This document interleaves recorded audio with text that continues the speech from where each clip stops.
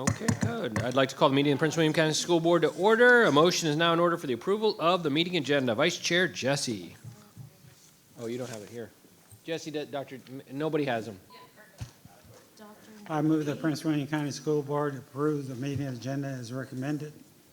Do you have a second? I second. Any discussion? Please vote.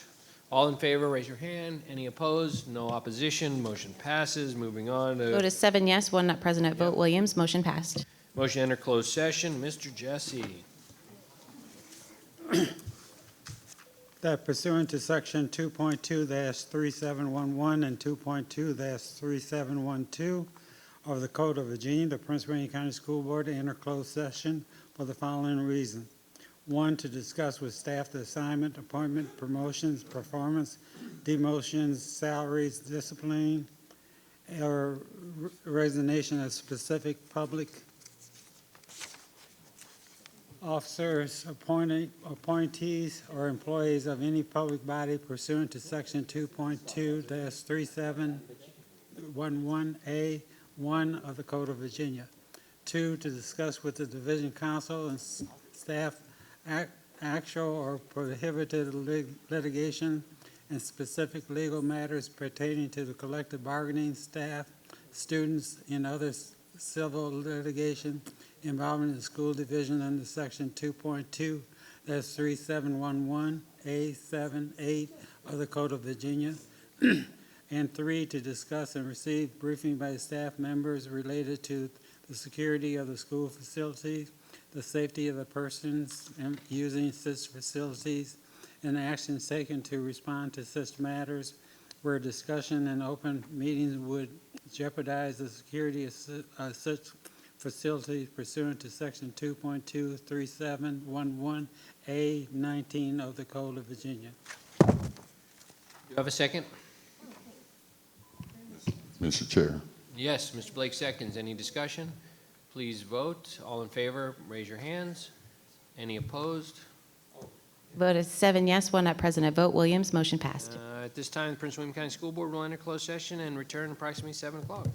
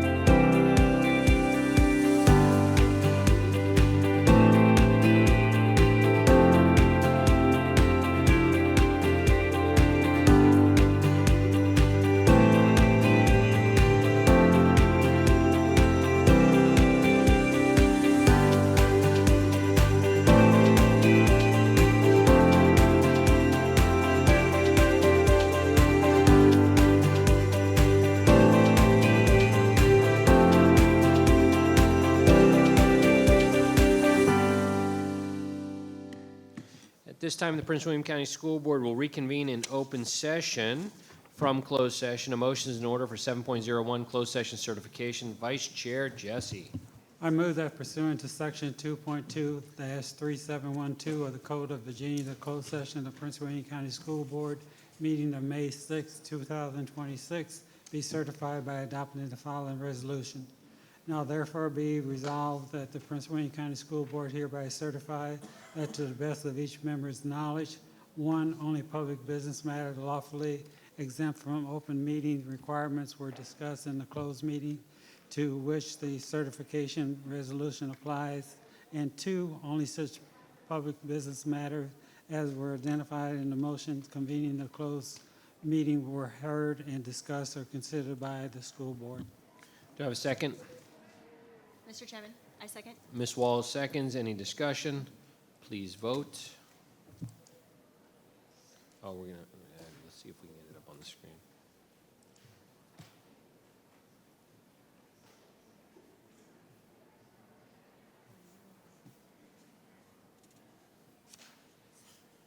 Vote is 8 yes, unanimous. Motion passed. All right, moving on to closed session action items. A motion is in order for 8.01. Vice Chair Jesse. I move that the Prince William County School Board approve the appointments and releases of specific employees as presented in the closed session. Do I have a second? Mr. Chairman. Ms. Mr. Chairman. Wall. I second. Any discussion? Please vote.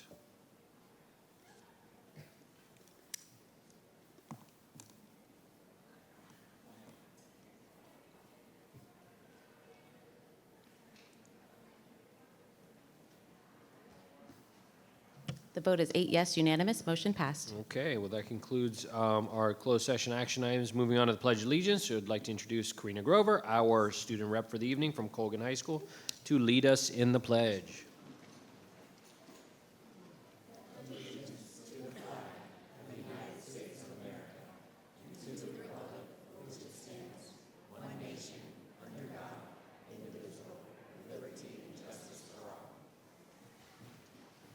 Thank you, Ms. Grover. Up next is Thriving Futures Focus, and tonight we have a lot of folks we're going to recognize tonight. We begin by recognizing our students who've earned first place. Oh, well, hold on. What am I doing? Sorry. Thriving Futures Focus is our opportunity to highlight the exemplary work being accomplished in our schools that fulfills our vision that every student will graduate on time with the knowledge, skills, and habits of mind to create a thriving future for themselves and their community. We dedicate this time during our meetings to recognize students, staff members, and schools that have earned an honor or an award at the state or national level. Tonight, the school board is honored to acknowledge the outstanding achievements of our student staff across several areas of excellence, including future educators, dual language immersion, visual arts leadership, career and technical student organizations, and advanced academic achievement. I will now turn the proceedings on to Ms. Jennifer Wall of the Gainesville District. Ms. Wall.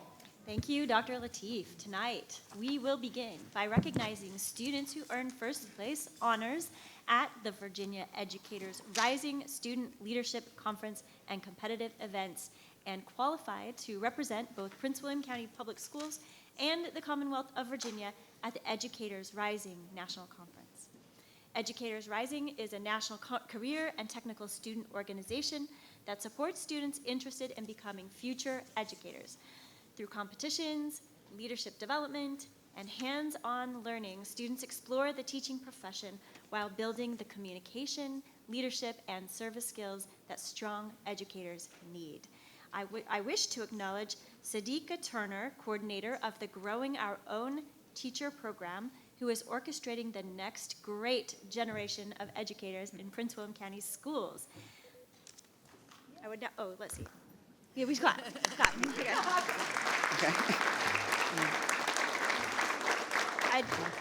I would now like to invite Ms. Lisa Zargapur of the Coles District to introduce our first group of honorees. Thank you, Mrs. Wall. The Coles District is proud to recognize several students who have demonstrated excellence in this important pathway, and we certainly hope to see these outstanding educators as new teachers in a few years.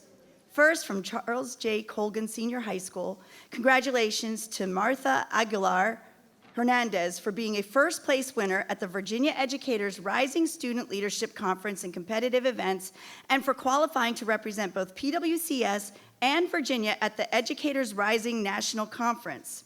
Unfortunately, Martha is not here with us tonight due to another obligation. The Coles District is also proud to recognize C.D. Hilton High School students who were first place winners at the Virginia Educators Rising Student Leadership Conference and competitive events and who qualified for the national conference. Congratulations to McLeet Osfaw, Kylie Cookson, Cadence Costello, Dana Nadal, Jenna Nguyen, Asil Osman, Camila Saguero, Nikki Trong, Giada Wells. Tonight, we are fortunate to also have McLeet, Asil, and Cadence here with us. C.D. Hilton High School is represented this evening by Principal Cassandra Crawford and Family and Consumer Science teacher Catherine Jackson. At this time, I would like to invite Ms. Jackson to share a few words on behalf of Hilton's honorees. Okay, so I guess I'm going first. So I just want to thank Dr. McDade and Mrs. Crawford and the Talent and Acquisition I think that's what they're called now, department for supporting this amazing program. I've been getting to run it at City Hilton for the last 4 years. So I get to do the early childhood education, the Teachers for Tomorrow, and Educators Rising. And I have a lot of outstanding students. We've been to nationals. This will be our 4th time. I have some repeat customers over here. We have some amazing students that are definitely going to come back and be growing our own teachers. And so I just want to thank everyone for our support, and just want to spotlight our amazing students that without them we wouldn't be here. So thank you guys so much.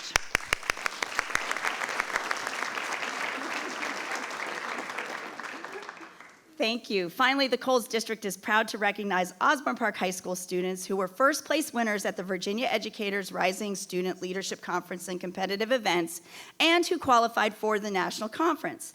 Congratulations to Lexmond Mano, Isabella Carneiro, Gabriela Davis, Diana Najaro Sagero, Supriya Tamag, Arisha Wakas, Leah Zahir.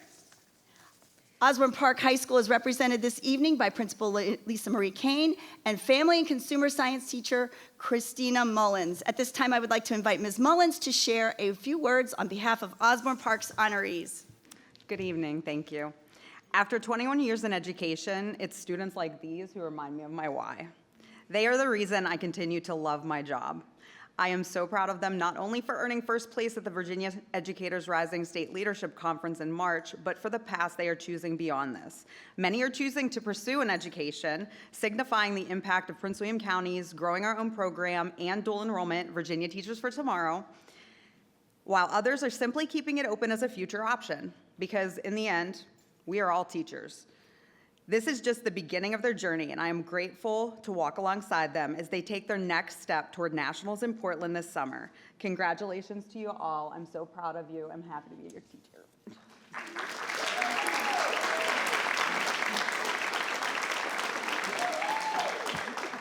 So I'd like to say congratulations to all of these fantastic students who will be hopefully coming and being our teachers here in Prince William County in just a few short years. And what a great time to celebrate this during Teacher Appreciation Week.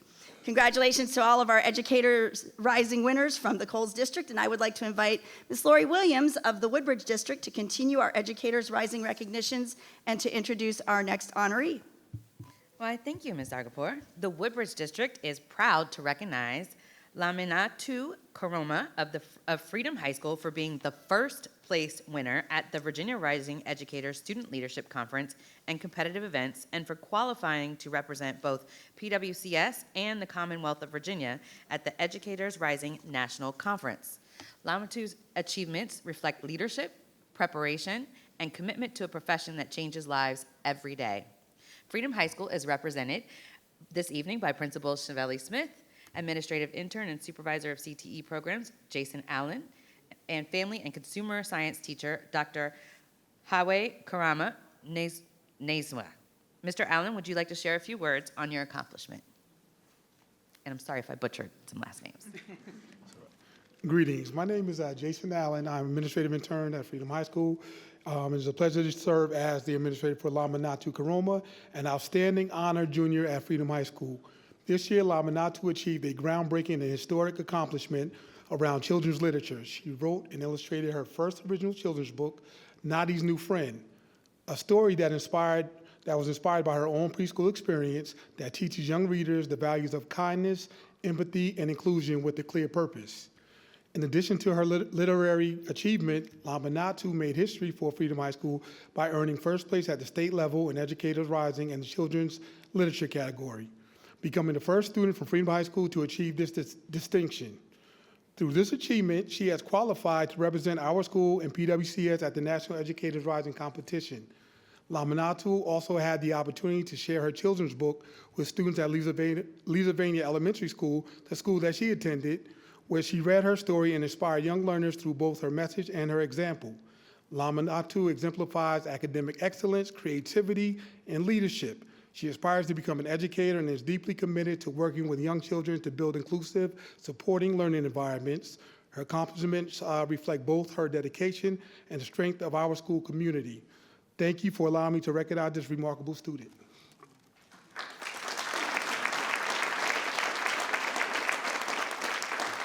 Congratulations again, Laminatu. Amazing accomplishments.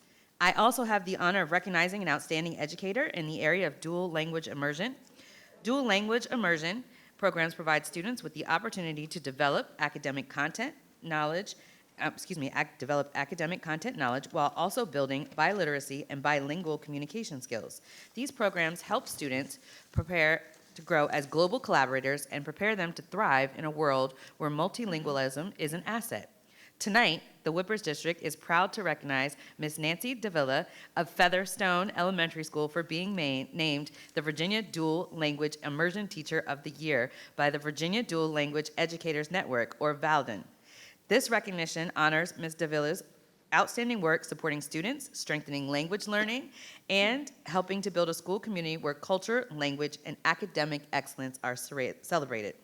The Dual Language Immersion Program is represented tonight by Director of Student Opportunity and Multilingual Services, Dr. Limar Colon, Supervisor of World Languages and Dual Language Immersion, Betsy Campagna, Coordinator of Dual Language Immersion, Dr. Richard Pardo, and Specialist of Dual Language Immersion and World Languages, Clara Perez. Featherstone Elementary School is represented this evening by Principal Christina Treadwell. Ms. Davila, would you like to share a few words about this extremely impressive honor? Yes. Good evening, Dr. McDade, Dr. Sullivan, Dr. Lateef, and all the members of the board. Thank you for the support for this amazing dual language immersion program. I thank Dr. Pardo for the nomination for Badland Teacher of the Year, and all my directors and supervisors with the dual language department. But I do think that I need to share this with every single DLI teacher in this county. This recognition belongs to all of us.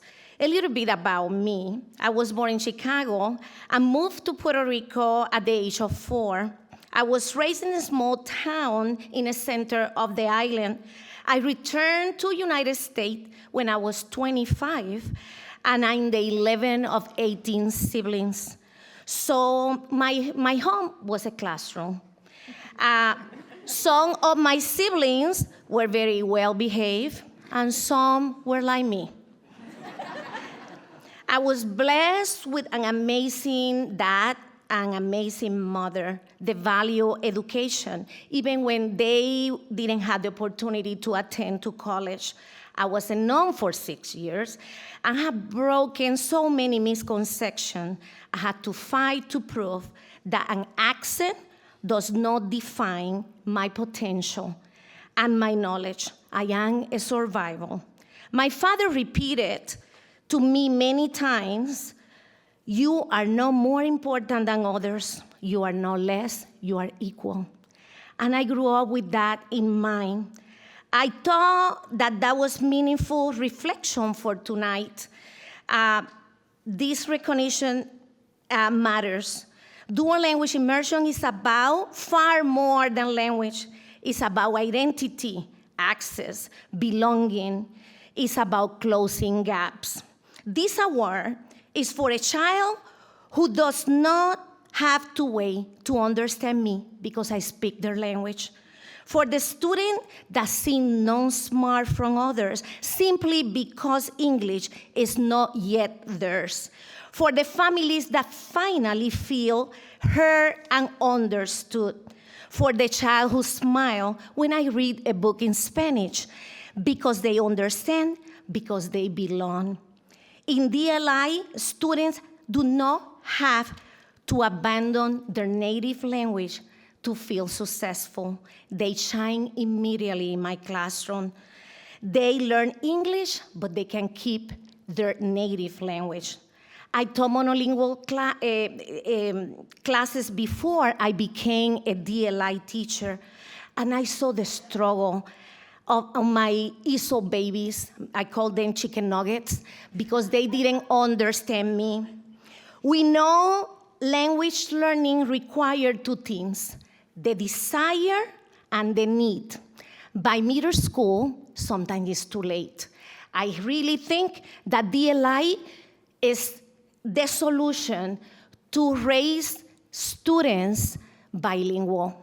We graduate many students. We're about to graduate thousands of students and send them to the world, and minimal amount are bilingual because we start too late. I see DLI as a bridge. When that bridge is strong, it carries students to limitless opportunities. It's our responsibility to build it well. Justice Sonia Sotomayor, from Puerto Rico, of course, said, when there's no room on the table and you care, bring your own chair. I always have props, and I teach with props, and I bring my own chair everywhere I go. I have some chairs for you guys to remember that when something is something that we care, we should just speak up, and we should be advocates. Teachers have conversations, advocate. We know our students' needs because we walk with them every day. I'm asking the board for your continued support for this amazing program. Try to see ya. Bring your own chair. My own quote for DLI said, dual language immersion does not open just a window. It opens a house full of doors. Each language is a doorway into culture, connection, and understanding. Through being bilingual, students do not just see the word, they walk into it. I am Nancy Davila, and I approve this message.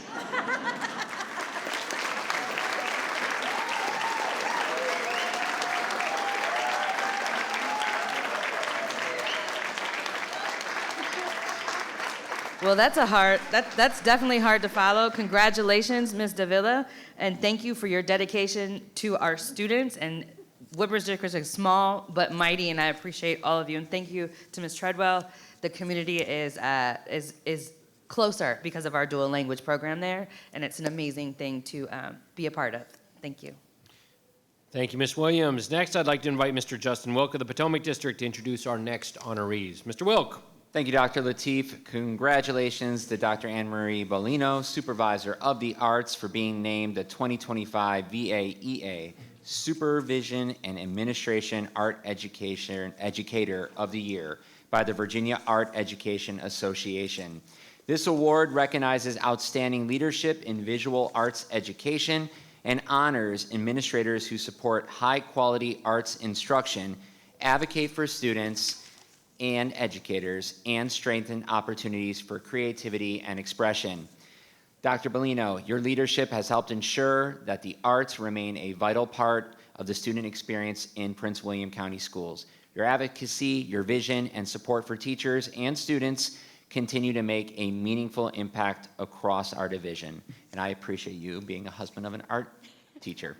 At this time, I would like to invite Dr. Bolino to share a few words on this recognition. Good evening, Dr. Lateef, Mr. Jesse, members of the board, and Dr. McDade. It's always an honor to be here, and it's an honor to be recognized. I think this award is particularly special to me because I was nominated by one of our teachers, right? And that's always, I think, the biggest blessing and honor that a person could bestow. And then I was doubly honored because our very own Cheryl Mill, who is also a teacher here in the division, she was the president of VAEA, and so I got to receive my award from one of our own. So super special for me. And I just really enjoy the opportunity to be here, to be in Prince William County Public Schools, to support our teachers and our students and this wonderful, brilliant community. So thank you for all you do. I appreciate it.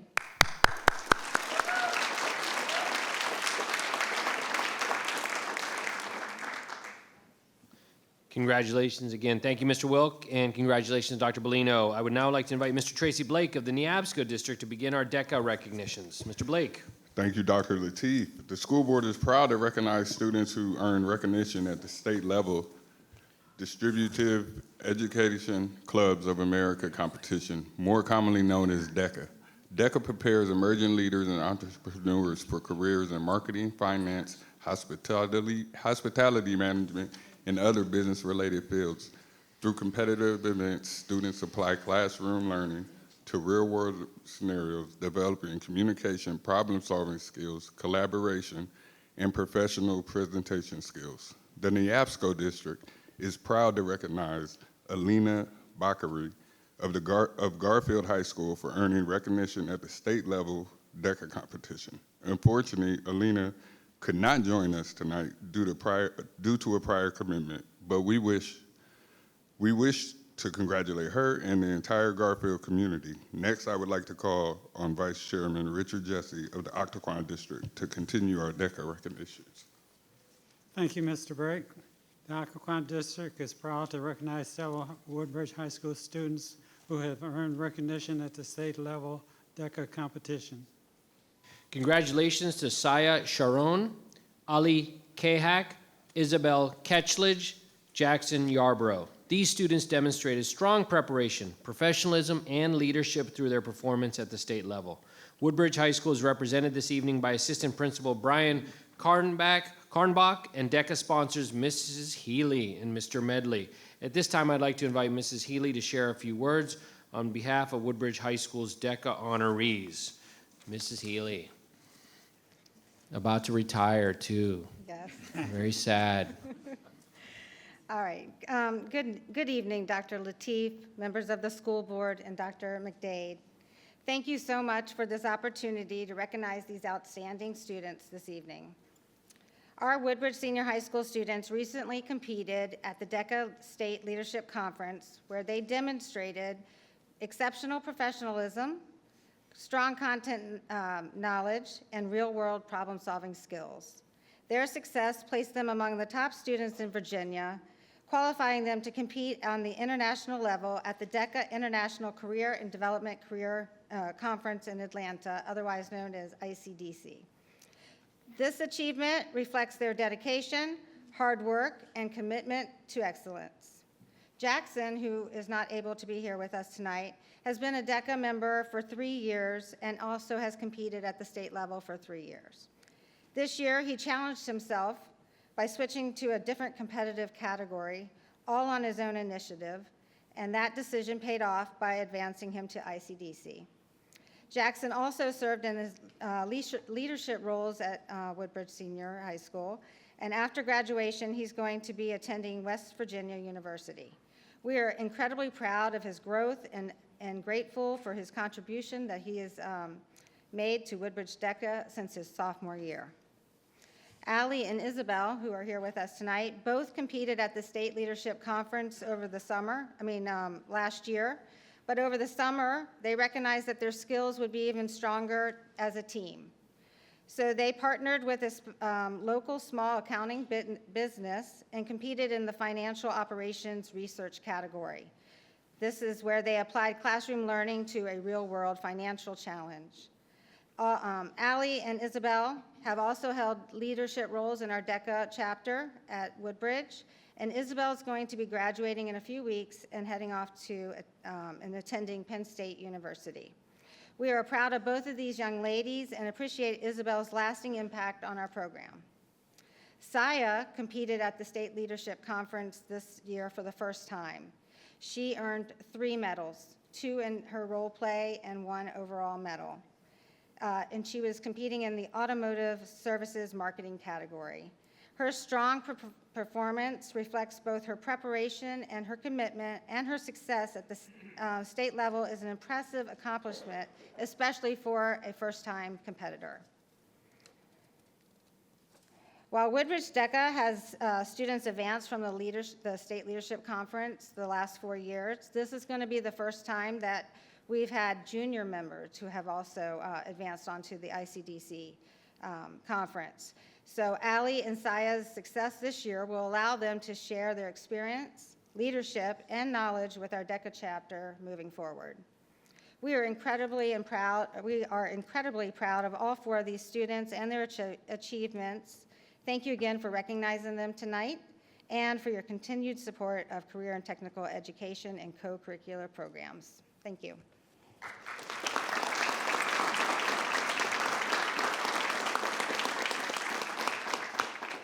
Thank you, Mrs. Healy, and I think Woodbridge High School will miss you moving forward. Thank you for all the great work and your long commitment to Prince William County Schools. I take that as a chairman's privilege to say that I've known Ms. Healy for quite a long time, and just, I think we're all incredibly lucky here in Prince William County Schools to have teachers like her, committed mentors like each of you who've helped these students really succeed at amazing levels. So thank you very much. Let's give her and everyone another round of applause.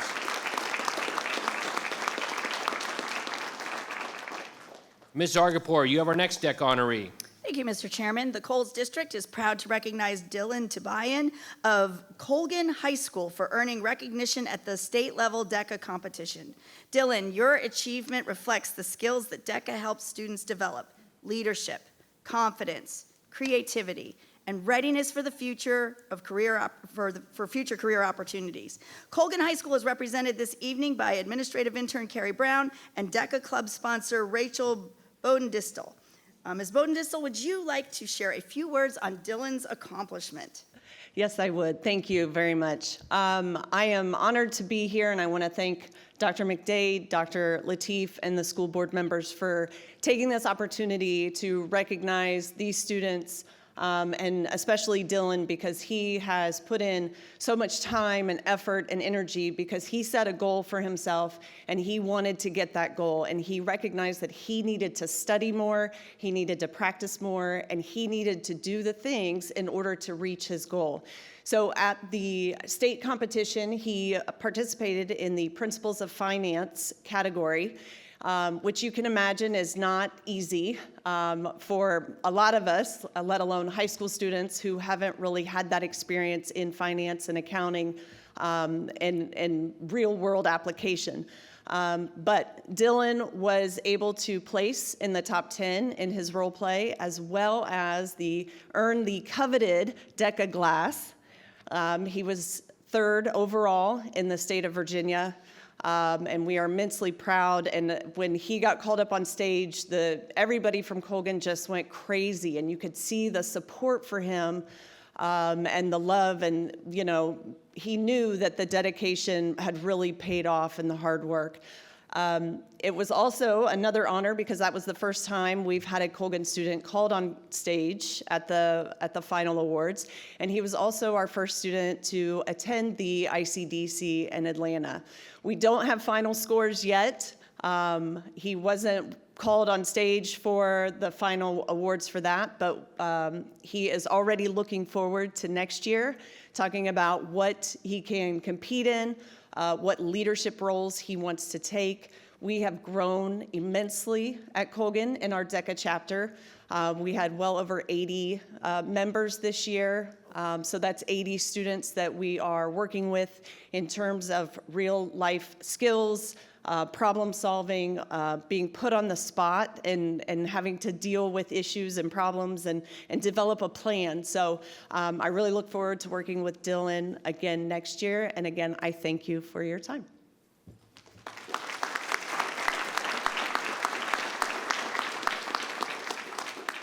Thank you very much. I now invite Ms. Erica Tredenik of the Brentsville District to introduce our next DECA honorees and our final academic recognition. Thank you, Ms. Zargapur. The Brentsville District is proud to recognize Dylan Nguyen and Daniel Pepinito of Gainesville High School for earning the recognition at the state-level DECA competition. Through their participation and success, these students have represented Gainesville High School and Prince William County Schools with professionalism, preparation, and pride. Gainesville High School is represented this evening by Assistant Principal Isabella Yearwood and DECA sponsor Timothy Keenan. Mr. Keenan, would you like to share a few words on their accomplishment? Thank you, everyone, for honoring these great students. We're a newer club, a newer chapter, only 2 years old. We've grown from 10 competing members to now 40. And these two did a great job placing second in the state, also earning the program's first ever DECA glass. So that's in the trophy case, safe and sound, hopefully getting more students to compete every single year. I thank not only them for their hard work, but also allowing for me the experience to go to ICDC for the first time. I competed in DECA at the district level when I was in Prince William County Schools at Patriot, but I never made it to ICDC. So even as growing, it's giving me the experience and to be able to teach the kids things that I didn't even know. when I was going through the program. So thank you.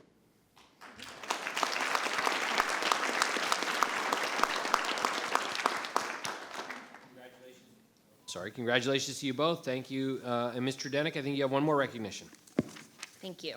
The Brentsville District is also proud to recognize an outstanding academic achievement from Brentsville District High School. The Cambridge program provides students with a rigorous international curriculum designed to strengthen critical thinking, communication, research, and academic independence. Cambridge assessments are recognized around the world and challenge students to demonstrate deep understanding and advanced skills in their subject areas. Tonight, we congratulate Steph Kuprick of Brentsville District High School for earning an A+ on the Cambridge level exam and being ranked in the top 1% on the Cambridge exam.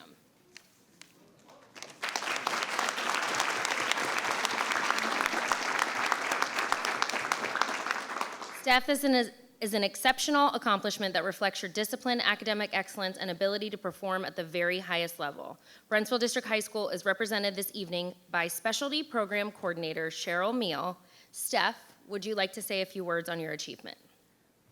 Yes, thank you all for having me here. I'm very honored to be here, and I am very grateful to have had the opportunity to take Cambridge classes and be in the Cambridge program at Brentsville. I feel like I have really gotten so much out of my time in my classes there, and I am immensely grateful to my teachers for supporting teachers, school administrators, for not only supporting me, but also all of my classmates as we learn and go out into the real world.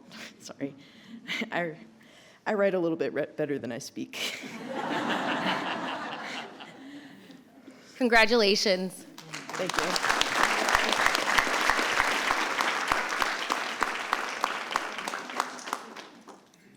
Thank you, Mr. Denick, and congratulations to all our tonight's honorees. I'd like to ask all those involved in supporting our honorees, including family members, to stand in recognition of their support.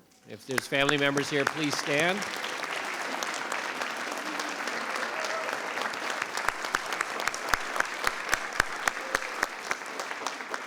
Before taking a few pictures, I'd like to turn it over to Dr. McDade to share a few words. Dr. McDade. Thank you, Dr. Lateef. Tonight's recognition really are wonderful reflections of talent, leadership, and excellence that continues to define Prince William County Public Schools. Congratulations to our educators rising, students from Colgan, Hilton, Osborne Park, and Freedom High Schools. Your success at the state level and advancement to the national conference show that the future of education is bright, and we're proud of your commitment to a profession that shapes every other profession. To Ms. Nancy Davila, congratulations on being named the Virginia Dual Language Immersion Teacher of the Year. Your work at Featherstone Elementary School reflects the value of multilingualism, cultural understanding, and global collaboration. You are helping students build skills that will serve them for a lifetime. And to our very own Dr. Anna Marie Bellino, congratulations on being named the VAEA Administration and Supervision Art Educator of the Year. Your leadership continues to elevate the arts across PWCS, and I will tell you, there is no one more enthusiastic about the arts than you are, and it is infectious. So we deeply appreciate your leadership, and we're so proud of you in this award. And to our DECA students from Garfield, Woodbridge, Colgan, and Gainesville High Schools, congratulations on your state-level recognition. Your accomplishments show the power of career and technical education to build confidence, professionalism, entrepreneurship, and real-world readiness. And then finally, to Steph, I think you did a great job speaking as well, Steph. But congratulations on earning an A+ on the Cambridge English AS level exam and ranking in the top 1%, which is no easy feat on the Cambridge exam. That's an extraordinary academic achievement, and we are immensely proud of you. On behalf of Prince William County Schools, congratulations to all of tonight's honorees, and as I always say, we are PWCS proud. Thank you, Dr. McDade.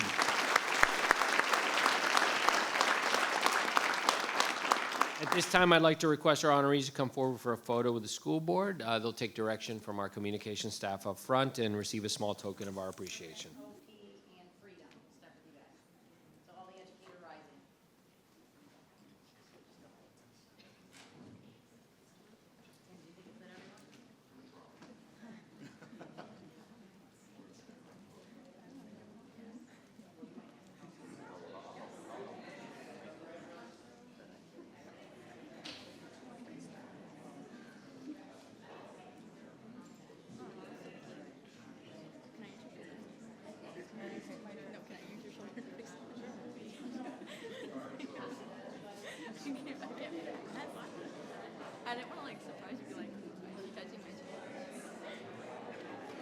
shoe to come off right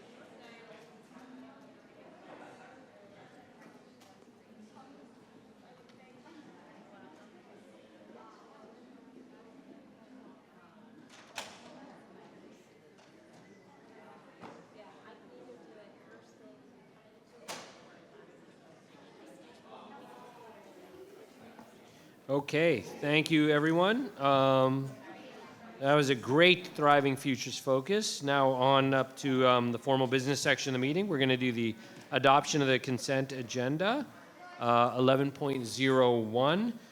Vice Chair Jesse. I move that the Prince William County School Board approve the adoption of the acknowledgement and recognition as. No, consent agenda, 11.01. One right before that. Here, just read this one. There you go. Okay. Now, I move that the Prince William County School Board approve the public meeting consent agenda as recommended. Mr. Chairman? Thank you, Mr. Jesse. Second, Ms. Williams. A second. Any discussion? Please vote.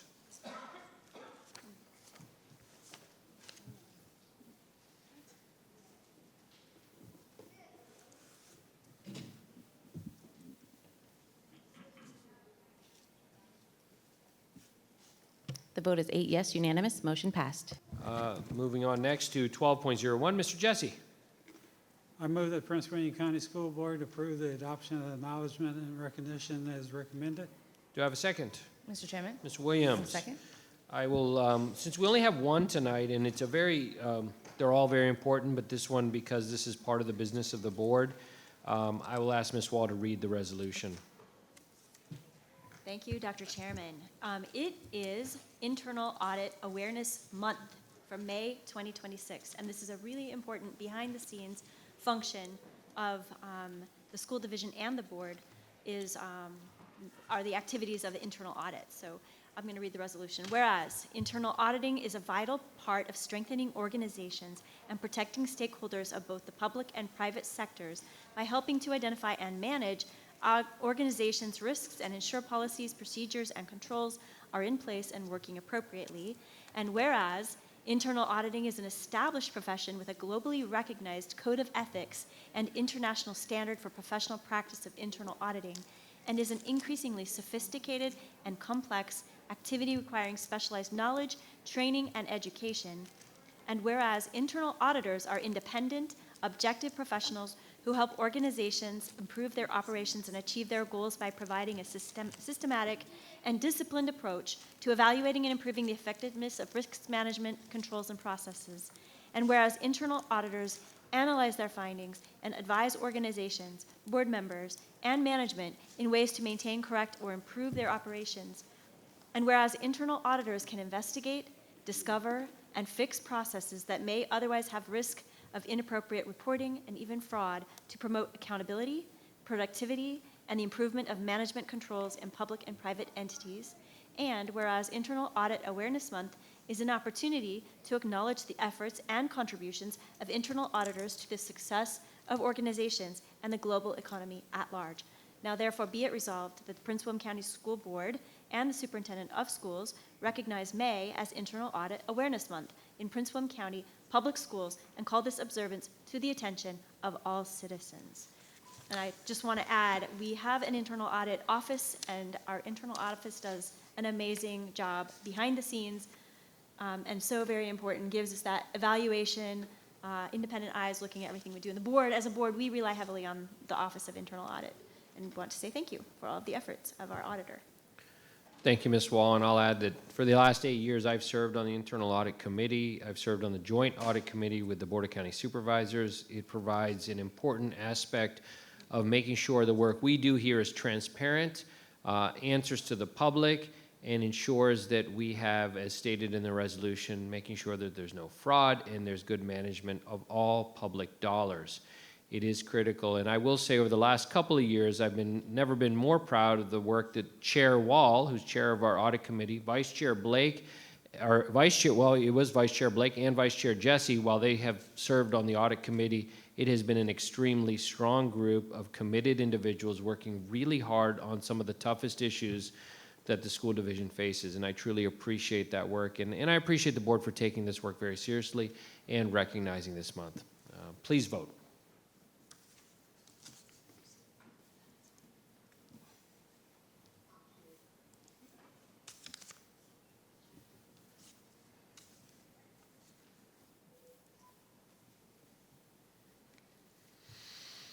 The vote is 7 yes, 1 abstain. Tredenick, motion passed. Up next is citizen comment time. Those citizens who sign up in advance with the clerk may address the school board this evening when they are called to the podium. The citizen comment period for regular school board meetings is 1 hour, and citizens may speak on agenda items or other topics germane to the operations and policies of PWCS. Please use proper decorum and manners while at the podium, or you will be asked to step aside. We ask that the audience please be respectful of each speaker and refrain from any clapping, cheering, or jeering to avoid disruption of the meeting. If you do not do so, the board will recess. I will ask the room to be cleared to restore public order. Tonight, we have 6 citizens signed up to speak. When I call your name, please come to the podium and state your name and address for the record. Let me go ahead. I'll call all the names so everybody knows the order you're in. And they will be these 6. Caitlin Weston, Blake Hara, Rena Stapp, Sanam Jawad Kasmi, Troy Harris, Kimberly Melman Orozco. Caitlin Weston.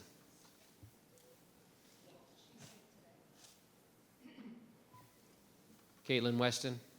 Okay. Blake Hara.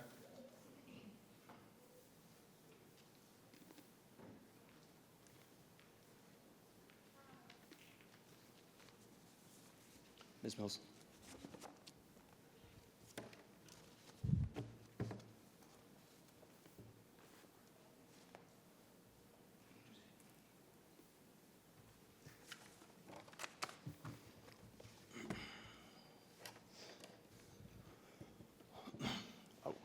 Once they get there, preferably.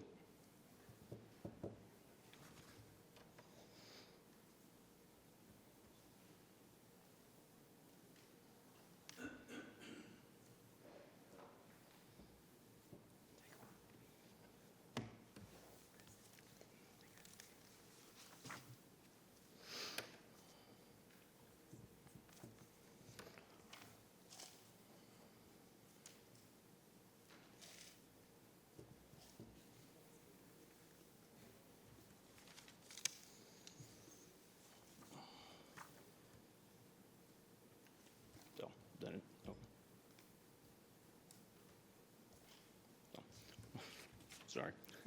Good evening, board members, chair, Dr. McDade. My name is Blake Carey, my address is on file. So the hours were released next year, not the most logistically sound addition to the teachers, because it's going to harm a lot of our high school teachers specifically, and just teachers overall in general with young children. I'm not sure if anybody on the board is aware that the average daycare time in Prince William County opens at 6:30. And with high school teachers, you're expecting them to be there at 7 o'clock. Not a lot of people, the west side of the county is not as populated as the east side of the county. And a lot of the specialty programs are on the west side of the county. And now expecting to travel from someone who's going to be in Woodbridge, drops their kid off at daycare, and then they got to make it over to somewhere, I don't know, Gainesville, whatever. I don't know anybody who can make that drive in 30 minutes because they can't. It's not geographically possible. So what I've handed to you was the chart that I've done was for every single school in each of your districts in a city across a teacher choosing a particular daycare and going to that daycare. So a month ago, a member on this dais told me that, well, I'm not going to name, if a teachers want a paycheck, they'll have to figure it out.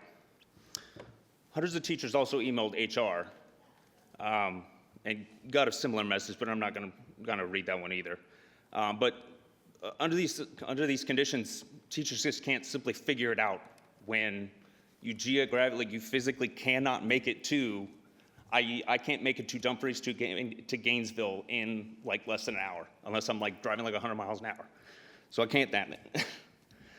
So there's a lot of logistical challenges that you didn't take into account as far as when you're doing this. And a lot of these things are clearly open to the board because they're on bus routes. You have the new Route 1 234 loop road that you have.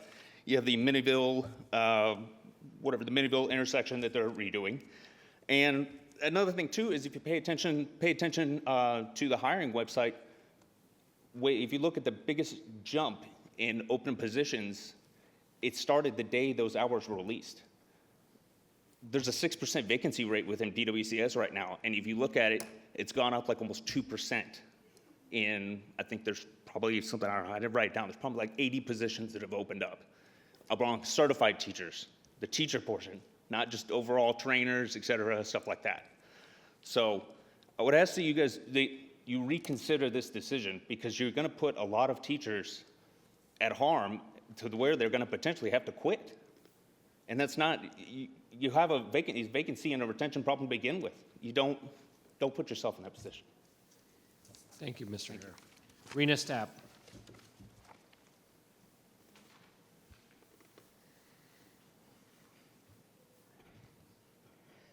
All right. Good evening, Superintendent McDade, Dr. Lateef, and members of the school board. My name is Rena Stapp, and my address is on file with the clerk.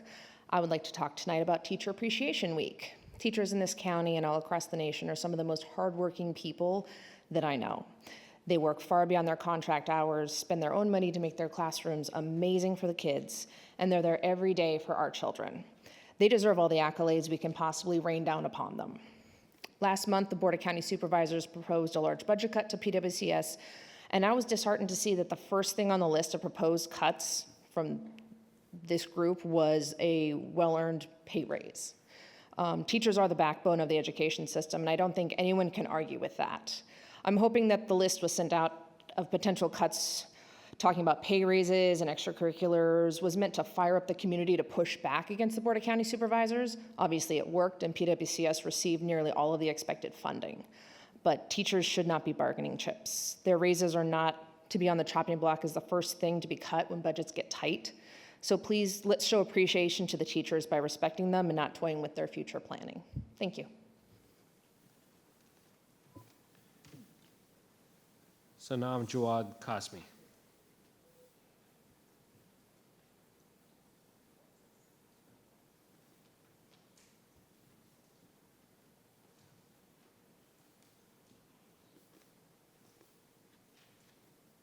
I do have some.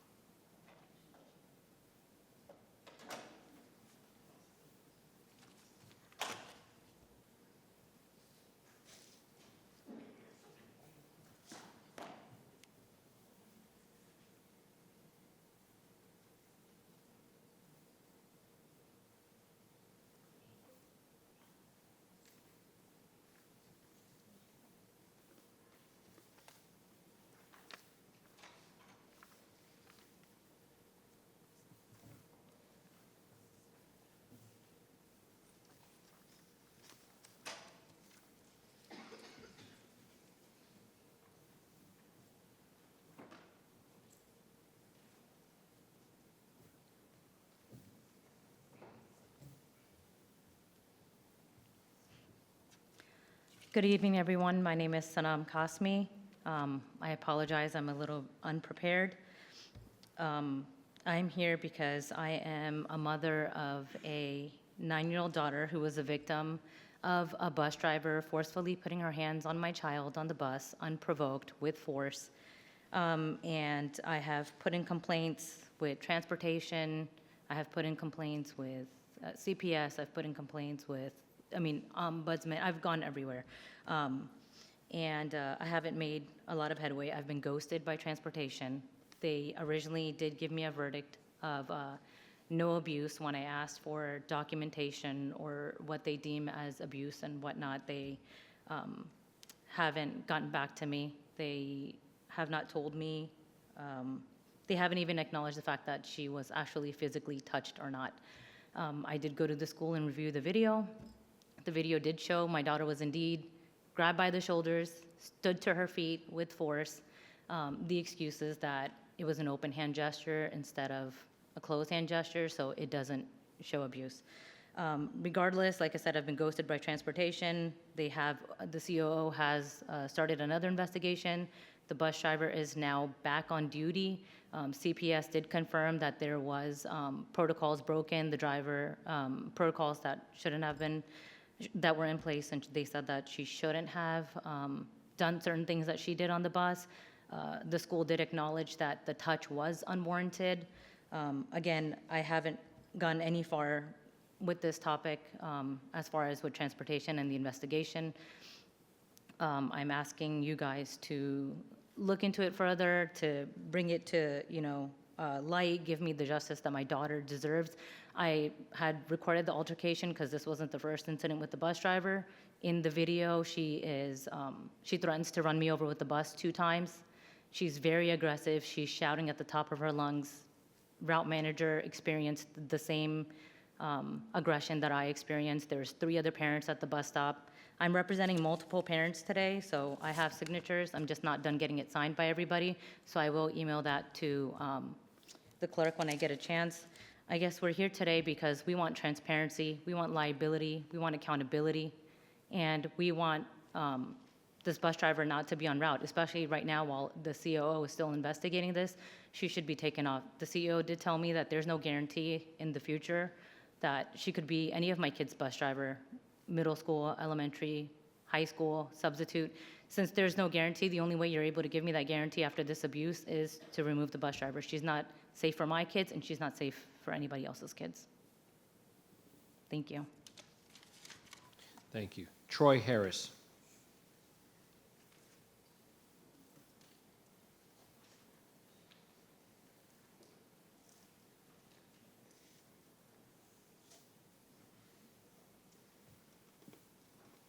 Good evening, Board.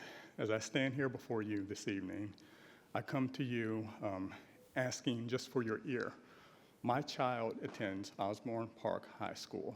I have gone through the proper steps with the administration as far as getting a meeting with the administration. I was denied as a parent. I inherently have rights to discuss my child with the administration and have been denied that. I took it over to this associate superintendent. The associate superintendent has denied me the right for a meeting, an in-person meeting with my child. Now, I am here today asking you, the board, especially Dr. Lateef, Dr. McDade, you, as an elected official, as a community member, I'm asking you to hear my words personally in a personal meeting with you. Dr. McDade, I'm asking the same. I sent an email out to you directly, and I have not heard back from you. I have not received any other communications in asking and about my meeting through your associate superintendent. The Osborne Park basketball boys coach has been retaliating against my child for months. I have written documentation from the principal of that school. The coach told her explicitly, I don't want anything, I want to have myself removed or distanced from my son. This is the coach that oversees who participates in the basketball program. My son seeks to participate in the basketball program, but he has told the administration, I don't want to have anything to do with this child. He does not speak to my child any longer. He does not look at my child any longer. They walked side by side in a stairwell 6 feet wide. He won't even acknowledge my child, and he has done so prior to me coming here speaking to you. For a coach to be able to say that to any student in that school, you should be disgusted to have somebody that is in the school system that can say a particular kid they don't want to be around because they disagree with the thoughts and the opinions that their parents have. And that's what we're dealing with here. The administration of the school has been disgusting towards it because they try to turn the table and say these are learning curves that this coach is learning to coach and to deal with this program. A learning curve does not say, I don't want to have anything or I want to distance myself from a child. A learning curve does not see that child and not speak to them anymore and does not acknowledge that child when they used to. So McDade, Lateef, I am asking you to hear me personally. I'm not asking you to agree with what I'm saying. I'm not asking you to act on what I'm saying. I'm asking you to hear what I'm saying. I believe the information that I have from the administration that shows that this teacher had said this directly to her, you will see that what I am seeing here today. I appreciate your time. Thank you. Kimberly Melman Orozco.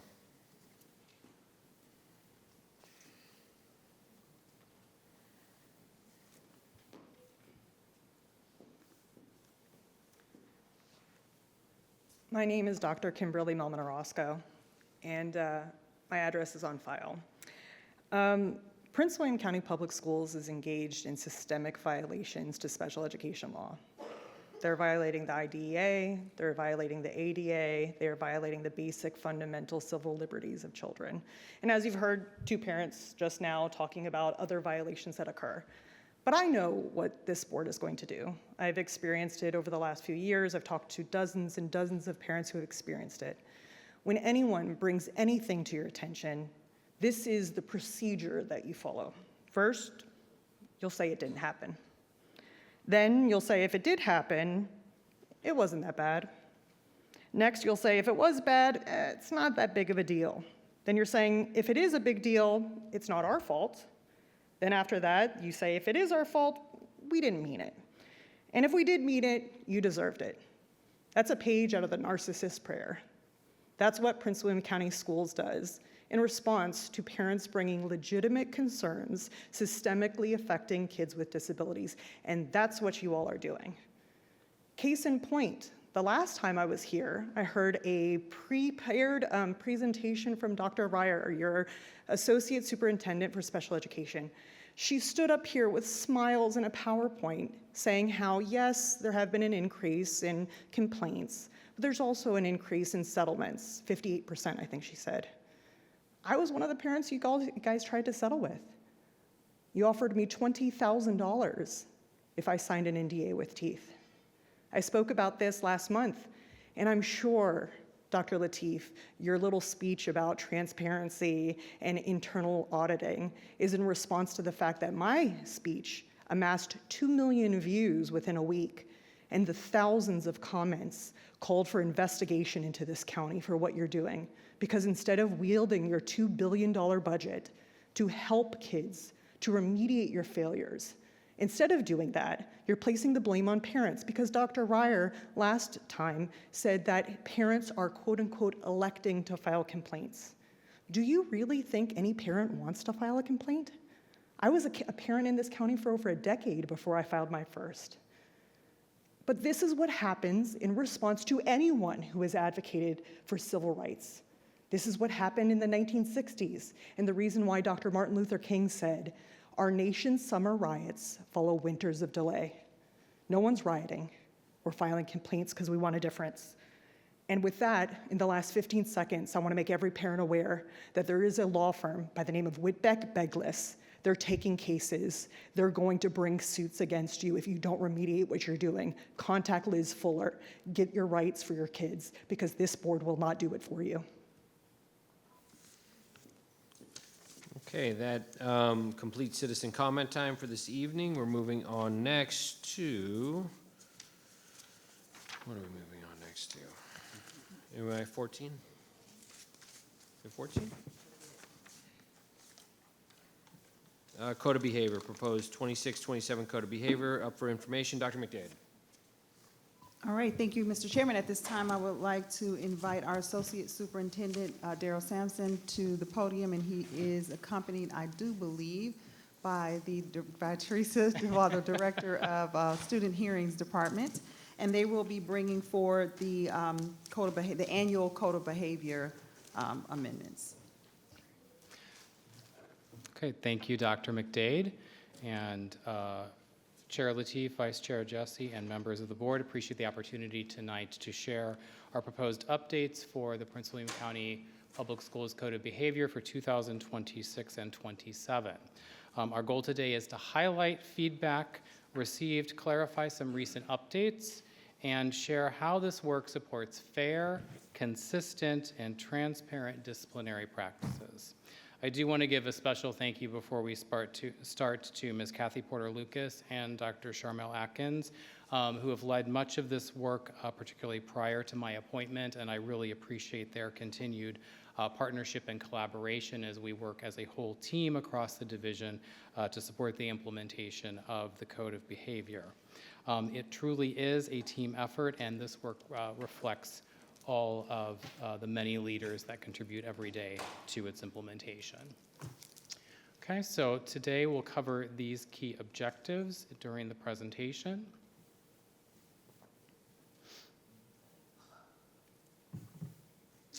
And I want to ground us all in our Code of Behavior is really part of our PWCS strategic plan, Elevate 2030, really in the area of commitment 2, which is in supporting positive climates and culture, particularly in its establishment of our safe and supportive school environments. A reminder for those that are watching, it is a requirement under Virginia Code that school boards regularly review the school division's code of conducts in terms of adoption.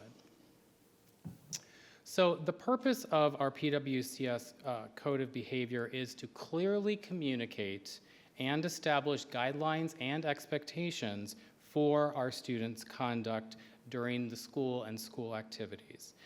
We really try to emphasize in our code of behavior universal education as well as supports that are available for our students. And we want to highlight that positive school climates are partnerships between schools, families, and the community. This truly is a collaborative effort with all of those in our community. Okay. Last year, just as a quick refresher, we fully adopted the Student Behavior and Administrative Response Framework that is supported through the Virginia Department of Education. And that really seeks to address student behavior from a holistic perspective, and that it provides both disciplinary consequences for student behaviors and also at the same time really tries to support that students should get interventions and supports to address the root cause of student behaviors and then teach them new skills to try to make different choices in the future. Our interventions and disciplinary responses are not mutually exclusive, okay? So they are both used together to be able to address incidents that occur in our schools. So for example, students may engage in a physical altercation that is determined to be a fight. The students may be assigned suspension as the disciplinary response, and with the suspension may also participate in a restorative conference or a small group intervention to build some new skills to better understand the impact of their behaviors as well as repair harm. It is not, it is both versus being or. Okay, so, and a reminder that our administrators really are responsible for the assignment of our disciplinary consequences, and when we look at interventions, a variety of staff roles do have the ability and the skill set to be able to help our students learn new skills and new ways of thinking. Okay, I will now turn this over to Ms. Teresa Duvall, our Director of Student Hearings.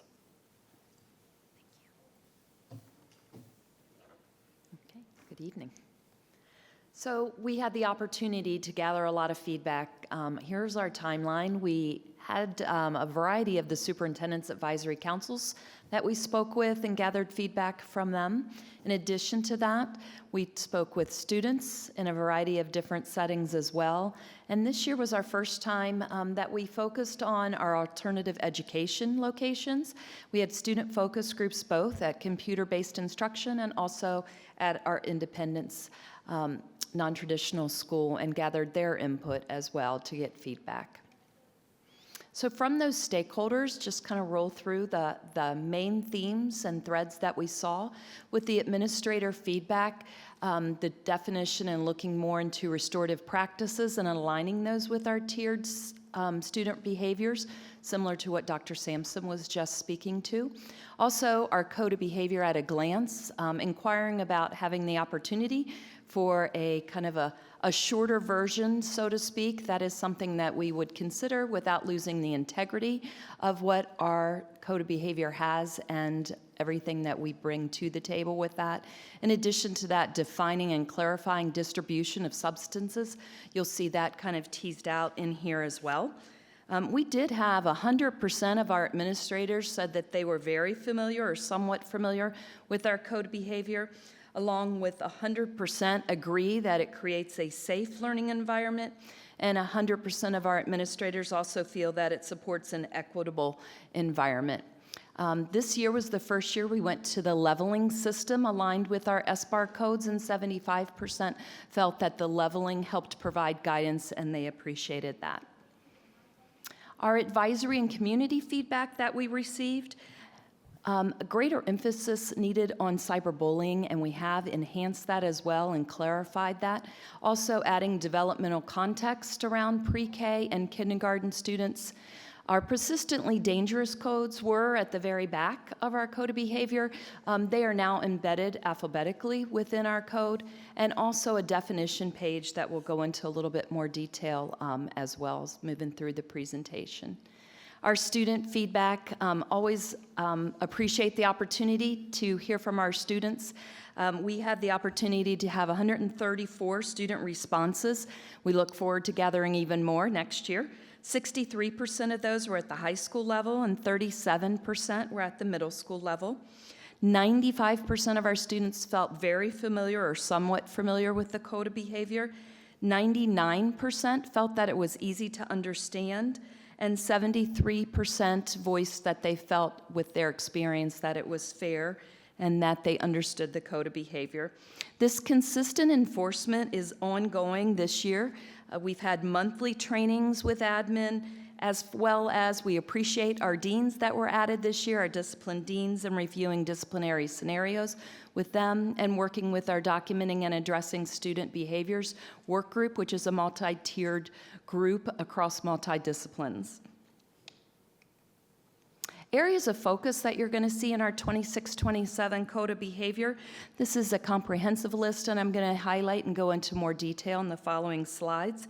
Highlighting on a couple of these is we've enhanced and added language around artificial intelligence, student activism, to provide greater clarity in balancing the needs for safe and orderly activism in our schools, and also our definitions at the appendix. So our artificial intelligence, just to expand on that, we've included it in our Regulation 295-5. In addition to that, under cheating, including plagiarism, and you also see it under our misuse of technology, highlighting the use of artificial intelligence to impersonate the likeness of others will be more specific to students and helping them understand. We are excited about AI, but we also need to provide guidance around it as well. We added a clarification of discipline regarding truancy. There are 4 codes under Virginia Code related to truancy that students may not, if you look at the legal guidance, no ISS, which is in-school suspension, OSS, out-of-school suspension, or class restriction can be assigned for those violations. So those are, our objective is working with our principals, our student support teams, our counselors, our social workers to identify the why behind these actions and help to provide those supports for students so that way we can help motivate and move them in a better direction. So not all of those, we have now aligned all of those within our new document. Education for first-time prohibited substance abuse violations. All secondary students who receive disciplinary consequences for prohibited substances will be provided a substance abuse education program to give them guidance on what their choices are doing to themselves and their bodies and helping them make better choices. So we're excited to have that opportunity to offer. We've expanded on our derogatory language and images, so focusing on our slurs and symbols and noting the use of derogatory slurs and symbols that demean or intimidate an individual group, and how that will be investigated underneath of harassment. So our clarification with student activism, finding this very important to make sure while we recognize our students' right to their First Amendment, there's also a focus on making sure while exercising their free speech that we balance this with the right of all students to a safe and orderly school experience. This language clarifies the guidelines for students who wish to engage in peaceful activism and the requirement that they should work with their school administrators to ensure that it does not disturb the learning environment and that students safely and all safety can be maintained at all times. So this is clear guidance that's been provided. We also have highlighted clarification on grades pre-K to 3 regarding suspensions. This is state code.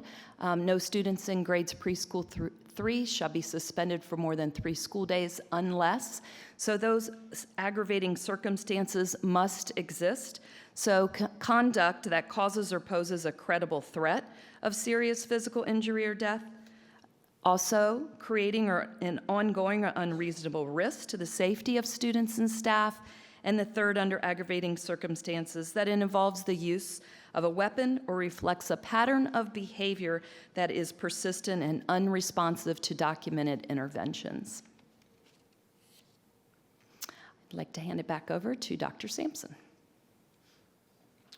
Thank you. So as we talked about before, we got a lot of feedback even last year from some members of the board about really wanting a specific definition section that was very clear. And so we've been able to put that in the back as well as make sure that the definitions, when they're presented in the body of the text, are aligned. So a few highlights. We got a lot of comments and questions from our administrators over the course of the year about what is the difference, how are we differentiating between assault, battery, and fighting? And so really here trying to look at these differences where, assault can be gestures and words, but it's really those actions that are taken by an individual to be threatening. They are seeing those actions as potentially being a threat of violence to themselves. They're in real danger of being physically harmed. Battery is when they are then making physical contact. So you often see both in our code here, but also in Virginia code outside of schools, it's really often assault and battery together. Battery is when you have made that physical contact. And it does align, those two definitions do align with state definitions in other places. Fighting, however, is when there's mutual decision to participate in that physical violence. So there's that mutual choice for that level of physical engagement. And so I think that that's really helpful for administrators when they're trying to determine what code applies to a particular instance. They now have that clarity. When we talk about distribution, this is another area that our administrators were really looking for clarification. We have to clarify that the distribution of prohibited substances is not solely confined to selling of prohibited substances or trading in kind for those, but it is inclusive of simply sharing substances between peers within the schools.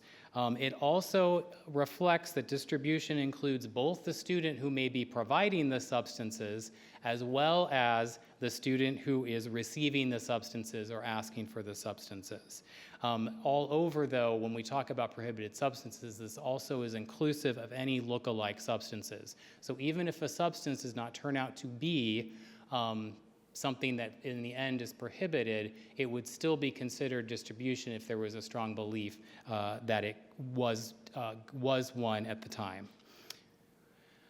Across the document, we had really tried to look at all of the pieces of it and try to reduce redundancies where possible. We've placed all the applicable resources and policies at the very front of the document to try to provide clarity, as well as then we can refer to those policies and resources throughout the body of the document without having to restate them throughout. We also put information on bullying and harassment. That is often one of the things we get asked about the most, right at the front of the document all together, so that those updated and clarified definitions are present, as well as the multiple ways that our families and students can report concerns that they have in those areas. Overall, then, due to the feedback we got on the scope of the document, the size of the document, we did look through and try to remove places where we had truly duplicative information. So we're talking about situations where one section at the very front would have a section on bullying, and then 3 pages later there would be another section on bullying that was almost, in most cases, literally verbatim. And so trying to really take out some of the bulk where we could, however, without losing any of the required information or information that is really required for legal purposes. Lastly, we did review the leveled responses. We did not make substantive changes to the leveled responses. We know that there was a lot of work done last year when the 25-26 Code of Behavior was drafted and adopted. But we did do a review just to make sure that we were still consistent and that we had clearly delineated those leveled responses that exceeded those that were present within the model policy. The Code of Behavior will continue to be mainly accessed through Clean Catalog. That's online. That is available through all of our school websites as well as the district website. And it is available in the 9 most prevalent languages that are spoken across the district. And families, of course, if they would like a hard copy, can request a hard copy from their school in their preferred language. As Ms. Duval spoke about earlier, we're going to continue to work on calibrating those administrator responses. We know that that was something that we certainly heard from our students, but there has been a lot of work that has been done this year, and we can continue to do through our regular professional learning opportunities with principals, but also with our deans of students. We continue to meet regularly with the Documenting and Addressing Student Behaviors Group, and that's really to make sure that as leaders we are aligned in our interpretation of the Code of Behavior, as well as ensuring that we're not just looking solely at disciplinary consequences, but that we're also looking at making sure we have those interventions and supports in place to help students have the skills they need to make different choices in the future. And then once adopted, we will be updating our student-facing materials, those presentations that get made by the schools in the fall, so that it reflects any updates that we make. And then, of course, we are always continuing to think through and work through Dr. Ryer's team and Dr. Darwin Barker, who is our Director of Multi-Tier System of Support, to make sure that we continue to have layers of education as well as these interventions up and down the school continuum so that our students can get what they need in terms of being able to behave as we expect in our schools. Looking ahead as we start to even think about the 27-28 Code of Behavior, we do want to look at revisions to ensure that we have streamlined and consolidated content whenever practical and possible. Of course, it's always appropriate to make sure that we continue to be aligned with state guidance and model policies. We're not looking to make substantive changes necessarily to SBAR coding and leveling, but we'll of course continue to review that on an annual basis. And we were really excited to have such an opportunity to get robust feedback this year, and we want to make sure that we continue that so that we do use the feedback from our students, our staff, and the community as we consider what revisions might be needed for the future. And with that, Ms. Duval and I are available for questions. Ms. Tredenick. Thank you all very much. I appreciate the changes. I appreciate in your presentation that you note where to find that exact thing that you're talking about. That's excellent for us when we're getting your presentation, looking back at things. I appreciate that. It's no secret I've not been a fan of the Code of Behavior as it is in some parts. I've said that prior to this. I really do appreciate the changes that I'm seeing, the way that we're trying to simplify, getting rid of things that were redundant, because that's something that I also pointed out a lot of, and trying to simplify it down so that when you're reading it, it's easier to comprehend. There are still some things that I'm not a huge fan of, but I think a lot of it is, down to human behavior and human choice is a little bit, we don't get to control how humans are going to respond, but the word recommended, I just looked on here, and this might be wrong because it's a computer, who knows, but it's mentioned 17 times. And I think that that's one thing that I struggle with a little bit, because you can recommend a certain consequence to me and recommend a certain consequence to Mr. Wilk, and the way that we choose to respond is going to be different because we're different humans. So that's also that inconsistency that you're still going to see in different schools because of that. So again, that's just another concern of mine. I do appreciate that assault, battery, and fighting clarifying further. I think that's great. We talked about that a little bit. Of course, a big thing that parents have talked to me about this year is truancy and how that's defined. And so I appreciate that. I still think there's some clarity there that I'm struggling with as a parent too. And again, that's when you when you get those letters, especially to non-English speakers, English is not their first language, I get a lot of questions from these parents asking what happens next, what's going on, what goes on, should I not go home and see my family, these kind of questions that you're getting at different levels. My daughter's in kindergarten, that kind of thing, or is she not gonna be allowed to go to first grade, those kind of clear questions. I also really appreciate the changes that make it more clear on behaviors that occur outside of the school too. I liked those changes that I saw in there, and I know another thing that parents bring up a lot is the AI, talking about that and those things, so I think that that's great that you added that in here. And I don't have any questions, those are my comments for now. If I have any other questions, I'll be sure to send those to you guys as well over the next couple of weeks as we continue to review. Thank you. Great, thank you. Thank you, Ms. Tredenick. Ms. Williams? Thank you. The code of behavior has come a long way. This might be my favorite addition yet. I think it's very clean. I love that you can search, because I always tell people, go to the little box in the corner. Most people are much more comfortable with that. I don't have any questions. I do have a suggestion moving forward. Similar to, I think I've heard expressed from some of my other board members and various things that we do now, sort of like a cheat sheet to kind of explain, simplify it a little bit. The things that I hear most from parents is when their student gets in trouble, there's, even in here, there's really only one line for appeals. And I think that's something that's not, a process that's not very well understood, because it's changed. Our SMAP, SDH, we keep getting new initials. So it gets hard for, I think, parents to understand when your student gets in trouble, at that moment, what do you do? And I think we don't really guide them as well as we could. We're focused on the rules so much, but as a parent, that's the one time where you just don't think. You're like, my child. So I think if we could note something in there moving forward, I'm not the person to wordsmith it, but I think it may be easier on the administration as well as our families in dealing with that situation. And I am so excited about the focus groups from our non-traditional students. I think that's a voice that we really could capture, and specifically with the code of behavior. I like the updates. I don't have anything else to say, just great job, and I really appreciate all the hard work that's gone into this. Great. Thank you. Thank you. Okay, Mr. Jesse? Yep, I just have a couple questions. One on the definition of assault and batteries and fighting. I'm having trouble trying to figure out with a fight. I always see a fight as somebody started the fight. And so if Dr. Lateef here and I are getting into an argument and I push him, then we both start fighting. So what's the definition, what's the difference between assault and a fight in that situation?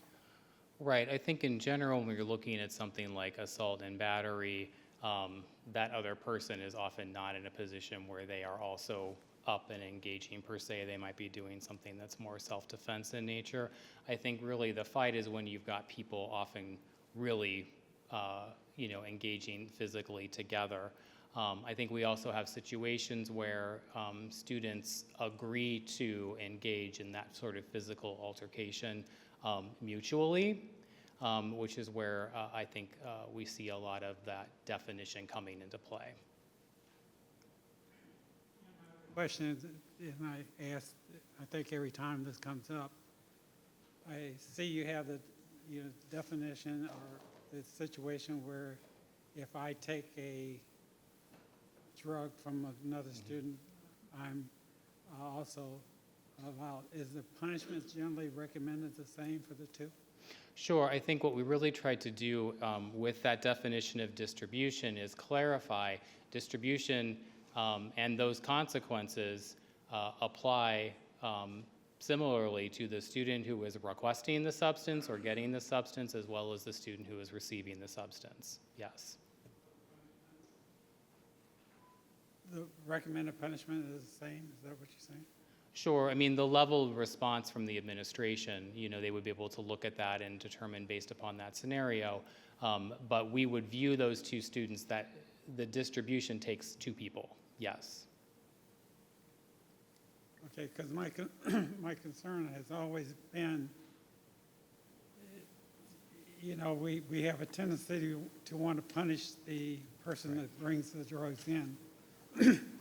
But then we feel sorry for the person, particularly if they go to the hospital for taking the substance. But if they weren't there to encourage somebody to bring it in, it's a really catch-22. And Sure. as a minority, I know that the situation we have, the jails filled and prisons filled with people with drugs and with using, and it's a difficult situation, but it is a thing that I think very difficult to deal with. Thank you. Sure, thank you. Mr. Wilk. Thank you. I appreciate your time and the slide and the information presented. I'll start with like the positives and lauding certain things. I do believe adding deans of students has provided consistency across the board. I do like how you've gone through more so than ever with the redlining and stuff and truncated kind of the verbiage that's almost repetitive, like you said, duplicative. I found that a lot of that made this a lot more streamlined when reading the document. So the consolidation was good. I like the organization of the coding. You know, just simple things, you know, alphabetizing. Just, it was real quick to find things, much easier looking in the document. I do have a suggestion, unless I was doing something wrong with the functionality of the web page that you showed on slide 22. I was playing around with it today using that search bar on the left side. It didn't seem to do really much difference with searching words. So if I search, for example, pepper spray, nothing changed on the right. That was more granular. But then if I searched the word fighting, nothing changed on the right. And so I was wondering, is that maybe me, or if we could look into that and find a situation. I know we have a pretty sagacious, savvy tech team that we could make sure that we, you know, link it. Because if I'm a parent and I'm looking for like a keyword or, you know, pepper spray actually in the beginning of this year in one of my middle schools was dispersed. And I'm a parent and right away I'm like, oh my goodness, you know, what is this child gonna get for doing this or whatever? Because I find that's actually a lot of times what the parents are looking for is how are you gonna punish the perpetrator? I understand. But if I'm looking for pepper spray or something, I couldn't find it. I have to open the document and do a control F or you know, and then try to find it that way. So if we can make it and look into that, that would be really helpful. I have a question. So I really kind of focused in on the younger grade bands when I was doing my overview of it. Relatively satisfied, at least I am, with the 6-12 leveling in the tiered intervention. I think we've come a long way. A lot of suggestions and collaboration that we made with that.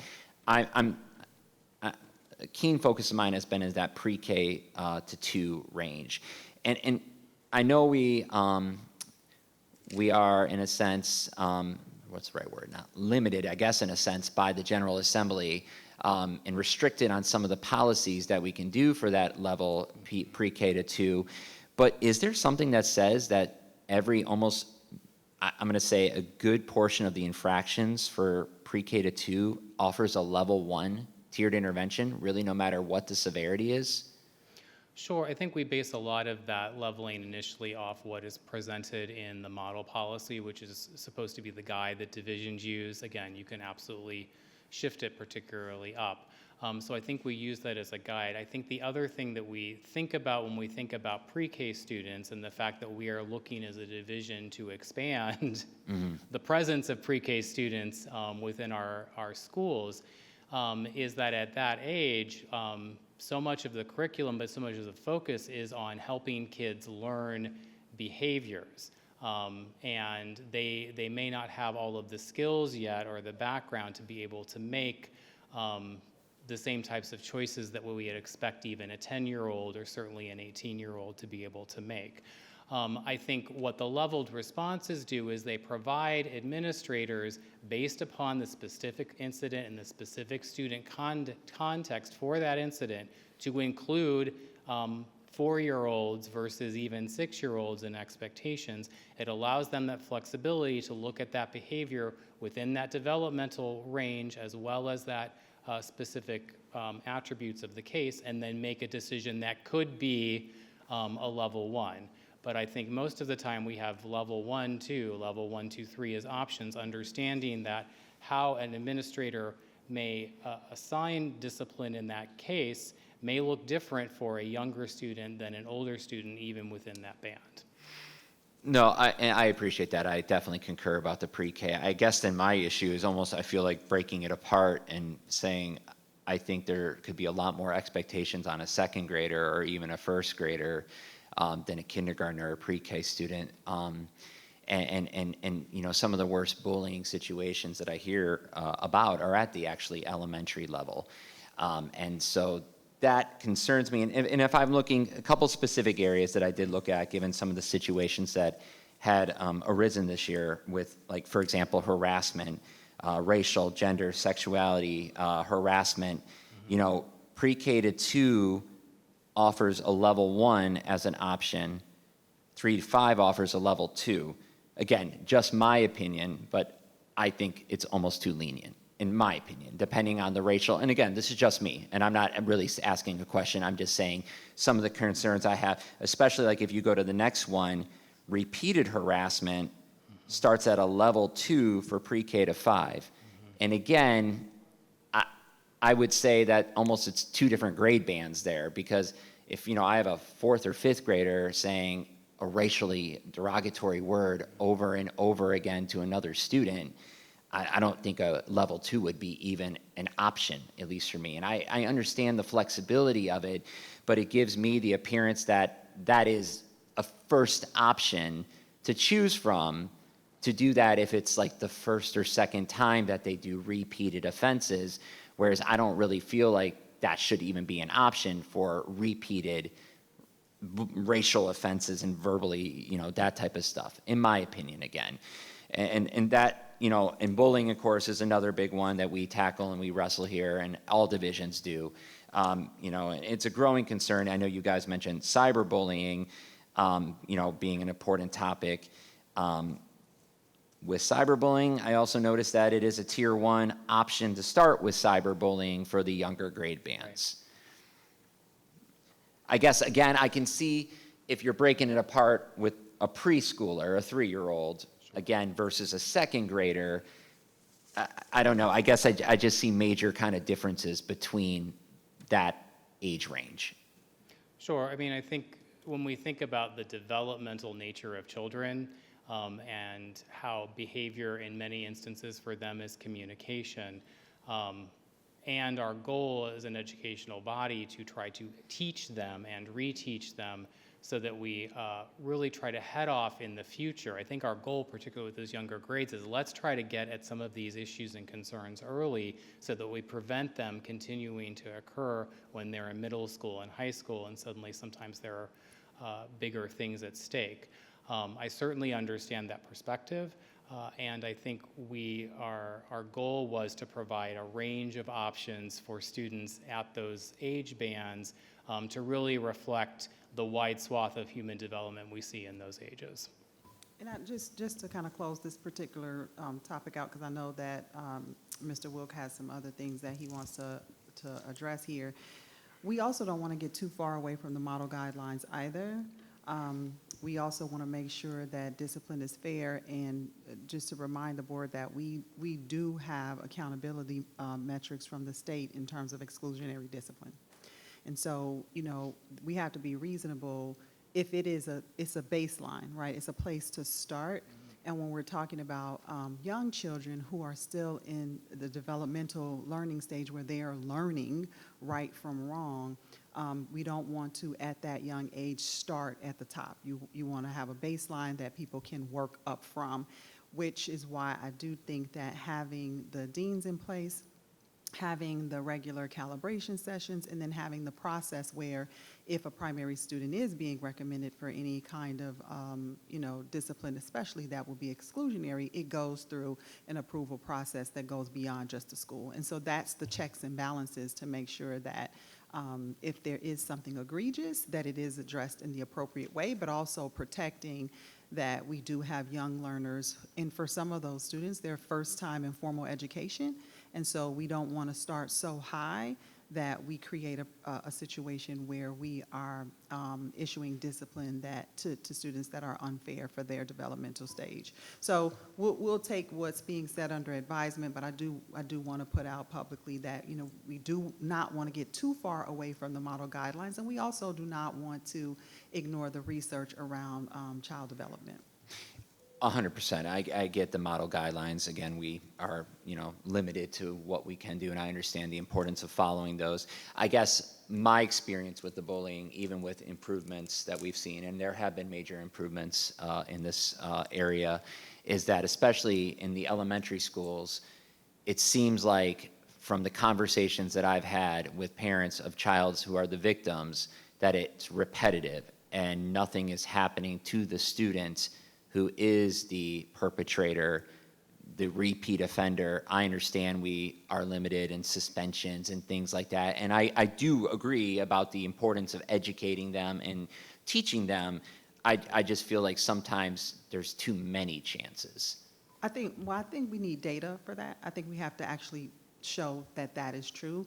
And this year we are collecting data to bring forward to say like how many infractions were in a particular code. So towards the end of the year, we will be bringing that forward. I do want to make sure that whatever we are positing, that it is rooted in some form of objective data, as opposed to just saying that it's happening all the time, and comparing what has changed from prior versions of the code of behavior to what we've implemented now and what we've done with report. We've made significant changes to reporting. We've also, with the deans, we've gotten a lot more norming happening across the system. Certainly it is not perfect, but I would rather that we first assess where we are with the changes that we've made and then use that data to analyze what adjustments need to be made, rather than making the statements to be true across the board that something has increased or that things have not happened, when we don't actually have data, comparative data to look at to say whether or not the things we put in place are working.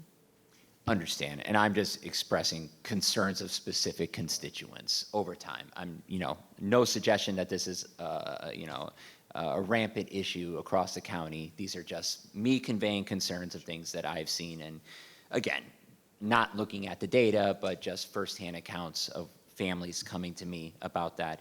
Last thing about bullying, and maybe it's something I missed, and I'm not asking to go to, but it's on like the page 47 of the document. It talks about the reporting procedures for a student who is being bullied and something like that. I noticed there's really no mention of the educator in there. Like there's no mention that if a child is a victim and may not feel, they're not compelled necessarily to go on their own and make the report, but maybe there would be an intermediary that they could go to their teacher, that the teacher would have to report the bullying, especially if we're talking like that pre-K to 5 area. I don't know if it's because it's a different area, like what the teacher should do with bullying or something, but when I looked at, the procedures, I didn't see any step or an option for the student that could go to the teacher, who then would be responsible for reporting the bullying. Sure, happy to clarify. So on page 48 of the clean copy, where it says, how can I report bullying? It says, any student can report bullying by talking to an administrator or a trusted school staff member, or by completing the bullying complaint form. Any school staff member who receives a report of bullying must tell the school administration. Okay, and then students, it gives the link there. Perfect, I missed it then. I don't know what section I was looking at, Sure. but mine was 47 of the red lines, but no. Okay. I appreciate that solves that, because I thought it was odd. I was like, wait, there's no mention of like adult intervention or anything at this point. Sure, What I absolutely. saw. Yeah, absolutely, and I'm happy to state that publicly, that if staff get a report of bullying or harassment, it must be reported to school administrators. Perfect. And I'm going to, last one of concern, and everything else I'll just talk to you or send it to you offline. The interference of classroom instruction, I think it's BAPI or whatever the coding of it. It says for a K-5, it only can be a level 1, and a 612, it is only a level 2 for interfering with learning in the classroom. Can you explain a little bit more about that escalation? Where do we go after that point, especially with the 612 students? disruptive. Thank you.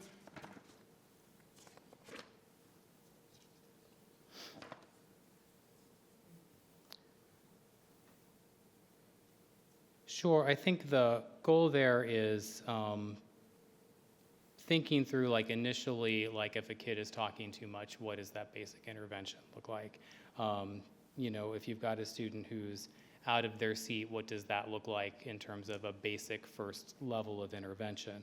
You know, I think what we would sort of say is, you know, there are additional codes as we get farther down, you know, about causing more substantial disruptions that we would also be able to look at if we had true concerns. I think if we're looking at the SBAR model, what we'd also say is if a student is really struggling with excessive talking or is up and moving about the classroom, what is fueling that behavior that perhaps we need to also be addressing through some of these supportive measures or interventions through counseling, through skill building groups that we could do. You know, potentially, is there some sort of learning challenge that we haven't looked at that perhaps we should? So I think there are codes where if the behavior continues to increase, we might not continue to look at a BAP1 or a BAP2, but we would start to look at other codes. But I would also say that SBAR, in addition to providing those disciplinary responses, we would want to see the school also begin to examine what is behind that behavior and try to put some of those interventions in place as well. I do appreciate, I didn't mention, I do like when I read the bullying area that it says this could constitute as, for example, harassment. Absolutely. And then you jump to that chain, or if you Yes. look at harassment, it could be constitute as assault. And so I did see the escalation depending on, again, you know, where we're going or what the infraction was with that. But the classroom disruption or interference one has always been just an item of mine, and kind of looking at really the process and the next steps, especially from a classroom teacher's eyes, Sure. on where do we go if this is a repeated thing. And Absolutely. So, but that's it. Thank you so much. Like I said, a lot of compliments, a lot of good things. We're moving in a positive direction. And again, I think, as Dr. McDade emphasized, a lot of the concerns I have are, you know, based off guidelines that we're following that are not our guidelines in a sense, and not going too far off the range with the disciplinary tiered intervention. So thank you so much. Thank you. Tracy Blake.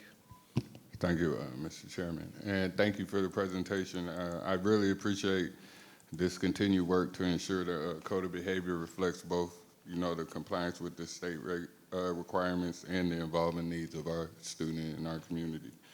What stands out to me in these proposed updates is the intentional shift towards the clarity, consistency, and prevention. So I really appreciate that. And I'm really encouraged to see stronger alignment around the restorative practices and tiered responses, as well as efforts to reduce reliance on exclusionary discipline, you know, and instead focus on interventions that keep students connected to learning. So I really appreciate that from our community and all of our kids up here. The emphasis on student voice and feedback is also really important, hearing directly from students about bullying in the reporting system and consistency across schools. That reinforces this work. So it must both be clear and accessible, and not just for staff, but also for students and family as well. So I really appreciate that. I'm really happy with the code of behavior. So I appreciate the focus on the education-based responses, particularly with the for the first-time substance abuse related incidents, which aligns with our responsibility of supporting support learning and growth, not just consequences. You know, so I appreciate that as well. And at the core of all this work is, you know, with it shows and it aligns with our commitment to creating a positive climate and culture and community here in Prince William County, so one where students feel safe, supported, and able to learn. And I just finished with, as we move forward, it will be important that implementation remains consistent across schools and that families clearly understand both expectations and support. But just thank you again for this work that has gone into these proposed revisions. And like Ms. Williams said, I think this is the best version so far. So good job. Thank you. Okay, thank you guys. Appreciate it. Up next is Student Representative Matters, Karina Grover of the Colgan High School. Thank you so much. Good evening, everyone. I hope you're all doing well and have successfully accepted the fact that it is somehow already May. I'm not entirely sure how we got here so quickly, but we are here entering the season of exams, final projects, events, and students suddenly becoming deeply interested in grades. This week is Teacher Appreciation Week, which is a meaningful opportunity for us to recognize everything our teachers do for our school communities. Teachers are essential to every classroom. They do far more than just teach lessons. They mentor students, support us through challenges, create opportunities for growth, and help shape our futures every single day. At the same time, I think it's important to acknowledge that teachers are human. No teacher is perfect, just as no student is perfect. They make mistakes, have difficult days, and are constantly balancing responsibilities that often go unseen by students. I know many students sometimes feel frustrated when they believe they are not being taught in the way they need, or when communication in a classroom feels difficult. If that is the case for you, I encourage you not to immediately give up or let frustration build. Instead, reach out to your teacher, start a conversation, share your concerns respectfully, and work together to figure out what support or adjustments may help you move forward more effectively. As we move further into exam season, everyone's favorite, I also want to remind everyone to prioritize both their academic and their well-being. This is naturally one of the most stressful points of the year with exams, SOLs, final projects, and all of the end-of-year deadlines all happening at once. While it can feel tempting to survive purely on caffeine, I strongly recommend a different strategy. Please remember to prioritize your mental health, get enough sleep, stay organized, and make sure to reset when needed. Additionally, I know we already spoke on the Code of Behavior. Thank you for that presentation. But I want to remind everyone of the importance of the Student Voice Bill of Rights. As these conversations take place, it is critical that students continue to have meaningful voice in decisions that directly impact their daily school experience. Student voice should not be treated as an afterthought, but rather as an essential part of creating policies that are fair, effective, and reflective of the needs of students across the division. I encourage everyone, especially students, to stay informed, engaged, and involved. Lastly, I'm excited to announce that fellow Student Representative Buelos Sarza and I will be presenting at the final school board meeting on June 3rd on the state of SVCs. This will be the first time this type of presentation has been given, making it especially meaningful. Great opportunity to highlight the incredible work of the Student Voice Committees this year. We will be sharing accomplishments from throughout the year, discussing the impact SVCs have had on our community, and emphasizing the importance of continued student leadership moving forward. We encourage everyone to attend, whether that's in person or virtually, so we can celebrate, reflect, and share all that our SVCs have accomplished. Thank you all again for being here tonight and for your continued dedication to students, staffs, and our school communities. As we head into the final stretch of the year, I hope everyone gives themselves a little grace, a little rest, and slightly fewer overdue assignments. Have a great evening. Thank you, Ms. Grover. Dr. McDade, Superintendent's time. Thank you, Mr. Chairman. This week is Teacher Appreciation Week, and yesterday, May 5th, was Teacher Appreciation Day. Across Prince William County Public Schools, we are grateful to our educators who bring our mission to life every day. Our teachers do so much for our students, families, colleagues, and community. I want to send my sincere gratitude to all PWCS teachers for your dedication, your resilience, your creativity, and your unwavering belief in our students. You are central to the success of our schools and to our vision for every student. This week, we also recognize National Nurses Week, which runs from May 6th through May 12th, and today is National School Nurse Day. Our school nurses provide care, comfort, expertise, and a calming presence in moments that matter deeply to students and families. They support student wellness. They help manage health needs, respond to emergencies, and ensure students are ready to learn. We are so appreciative of their compassion, professionalism, and essential service to our schools. May is also National Mental Health Awareness Month, a time to reaffirm that student well-being is foundational to student achievement. I want to thank our school counselors, psychologists, social workers, nurses, teachers, administrators, and families who work together every day to support the mental and emotional health of our students. And finally, May is also Better Hearing and Speech Month. And on May 18th, we will recognize National Speech Language Pathologist Day. Our speech language pathologists and hearing specialists help students build communication skills that are essential for learning, confidence, relationships, and independence. I also want to remind families that kindergarten registration is open for the 26-27 school year. Starting kindergarten is a major milestone for children and families, and early registration helps our schools plan for staffing, class placement, transportation, and a strong start to the school year. Families can learn more and begin the registration process by visiting the PWCS website and selecting kindergarten registration. As we continue through testing season, as Karina just reminded us, I want to encourage our students to do their best, trust their preparation, and remember that these assessments are one measure of their learning, not the full measure of who they are. We are proud of their effort, growth, and determination that they show every single day. To our families, thank you for keeping students encouraged, engaged, well-rested, and present during this important time of the year. Your support makes a meaningful difference. And to our teachers and staff, thank you for helping students approach testing with confidence, focus, and a sense of purpose. Together, we will finish this school year strong, grounded in care for our students, appreciation for our staff, and a shared commitment to helping every student thrive. Mr. Chairman, that concludes superintendent's time. Thank you, Dr. McDade. Committee updates. Jen Wall on Governor's School. Thank you, Dr. Lateef. The joint board of the academic year 2025-26 Governor's School met on April 16th for a regularly scheduled business meeting, and Dr. Lateef and I were both in attendance at that meeting.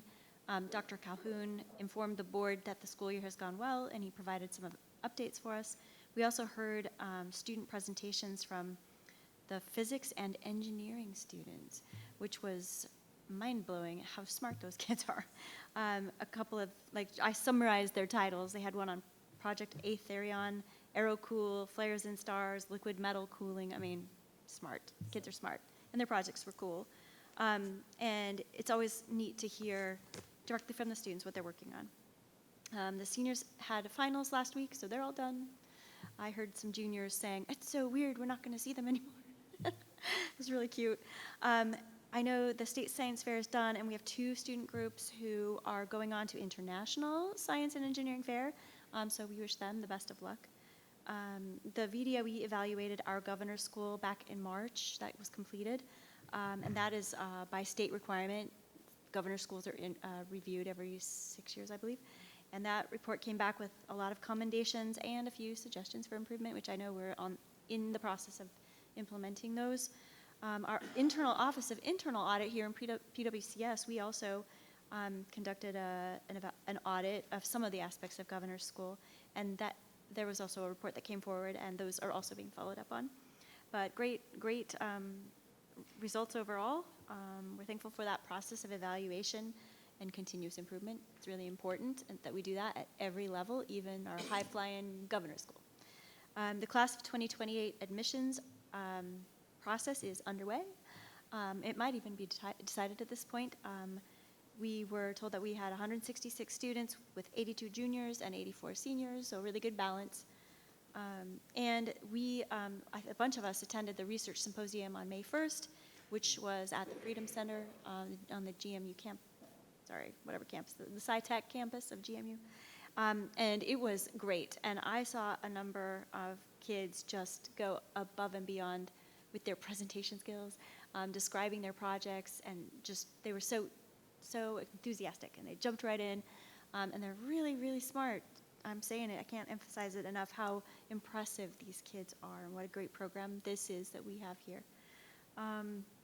Graduation is May 16th, graduation for Governor's School, and that is hosted by Osborne High School. That's Manassas City Public Schools. We rotate this. We take turns. Last year it was our turn. This year it's Manassas City. That's a 10 a.m. begin date, or begin time. Again, that date is May 16th. So I'm looking forward to that and celebrating the accomplishments of these outstanding class of 2026 students. Yeah, so if you find any of them, it's a tough, rigorous program. Very tough, very rigorous, and they're all college bound they're just going to fan out and take the great things of PWCS across the country. Like, literally all corners of the country. So congratulations to the class of 2026 Governor's School. Thank you, Ms. Wall. Up next is Board Matters. We will start with Mr. Wilk this week. Thank you, Chairman. Dr. Lateef, I'll be succinct with this. I know I talked a lot for the Code of Behavior. I did have a couple events that I did attend, a couple bingo nights, flashback bingo at Covington Harper, general bingo, oh my God, I can't talk. Bingo nights at Patty. I was a caller, so you can see how well I was doing. Forest Park had their annual Suicide Awareness Walk. That was a really compelling event. It was great to see so many students there attending the event. Potomac High School, I attended one of their choir benefit concerts, also with band and orchestra as well. Potomac also, a couple days ago, had one of their performances of Evil Dead, the musical. It was definitely unique. I never knew it was a musical, but it is, and I can't say I've ever seen it before, but they did a really nice job. School appropriate, nice job too. It is a zombie killing musical, but it was fun. So that was good. Graham Park had a career day that I attended and kicked it off with Supervisor Bailey. Potomac Middle School had their own musical, nothing like Evil Dead. It was The Wizard of Oz. No death there, generally. So The Wizard of Oz was really good. It was Potomac Middle School's first real musical performance that I can remember in years, and it was phenomenal. And let's see, Henderson had their strings concert last night. And then one of my other favorite annual events at Mary Williams, they have their Storytellers Day. Dr. McDade, I think you came with me a couple times a few years back. This year it was rained out, so they had their event in the gym, and so the kids were having a good time. It's basically summary. It's a celebration and an opportunity for students with special needs to do games and play in stations and different things like that. And in this case, go outside a little bit, even with the rain, and the bubble machines and different things like that. And so it was really great, and I love that they do this every year. This was the 4th annual one, and I love attending that as well. And I reserve the remainder of my time for Lori Williams. Mr. Drenick? Thank you. Happy May-cember, as they call it. I know our teachers are feeling it because it is down to the wire, and our seniors are definitely feeling it with their senioritis and all the fun things that are happening.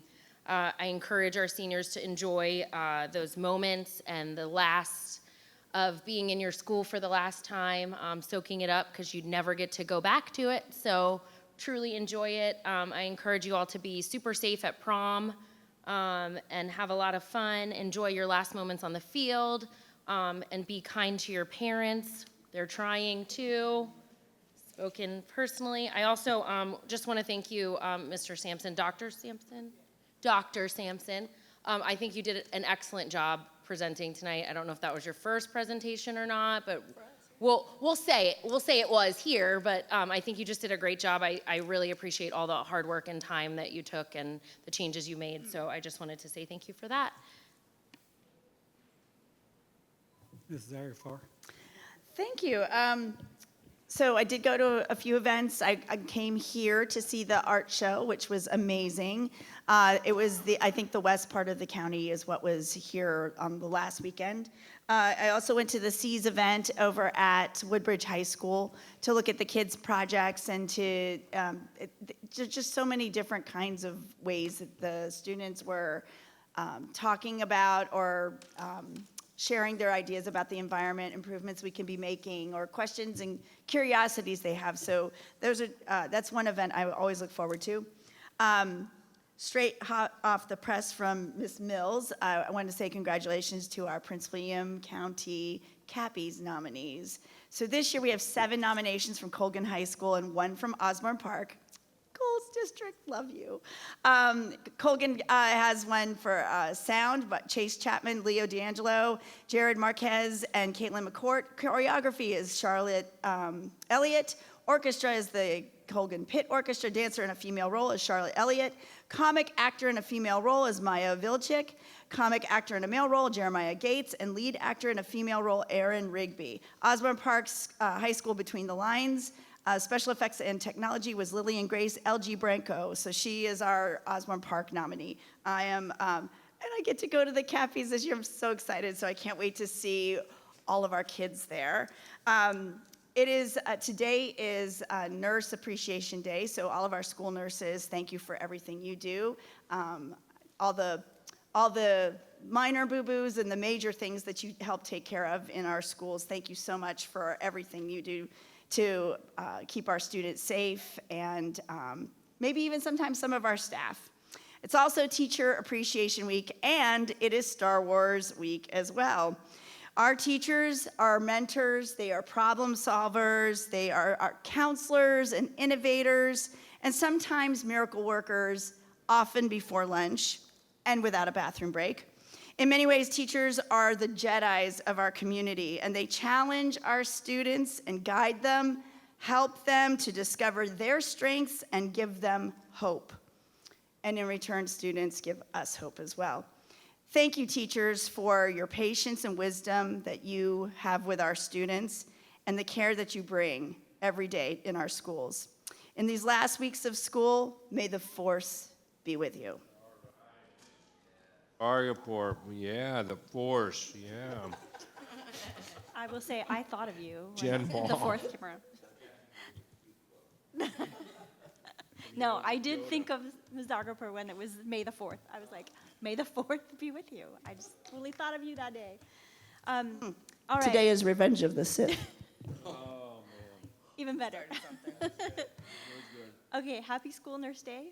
My family, we had a very direct relationship with school nurses over many years because my son had type 1 diabetes. You never get rid of it. And so I just want to give a huge shout out to all of our school nurses because you were so essential to our experience here in PWCS from grade kindergarten through grade 12. Teacher appreciation, I want to thank our teachers for everything you do to help students of Prince William County learn, grow, and thrive. And if I had time, I could identify by name the teachers who have made an outsized influence on my children. I will save that for another time because I always have time problems. So anyway, generally, thank you to all of you who work so hard, who prepare every day. Laura's laughing because we have the same problem. Who deliver lessons and assignments, who meet with parents, who stay after to meet with students, who host clubs, who volunteer on advisory councils, who listen to concerns, take the phone calls, take time to email with parents, meet with them when needed, and go the extra mile in so many ways. I thank you for your impact. Rather than run through everything I've been to, I wanted to highlight just a few key events. I enjoyed Battlefield's Little Mermaid. There was a lot of talent on that stage. I loved Bull Run Shrek. I was really impressed with the quality of this middle school performance, and I'm looking forward to Reconvene Middle School's SpongeBob and Mountain View's show as well, which at the moment I'm forgetting what it is, but I'm excited about it. I went to the Regional Science Fair for middle schools this last weekend, and it was really rewarding to visit with all of the middle school students that I was able to get to. I didn't get to all of them, but I also appreciated that their level of science is more where I am in my understanding of science compared to the high schoolers. I was like, I got you. I understand your project. This is awesome. And they were brilliant. They were brilliant. Not that I'm brilliant, but they were brilliant. And it was so fun. I was so impressed. I'm like, you guys are 12, 13 years old, and you're talking to me in this manner with this amount of confidence and knowledge. So it was really great. So thank you to all the science teachers who helped prepare kids to compete in the science fair at the school level so that they could qualify and compete at the regional level and then earn a spot to go on and compete at states.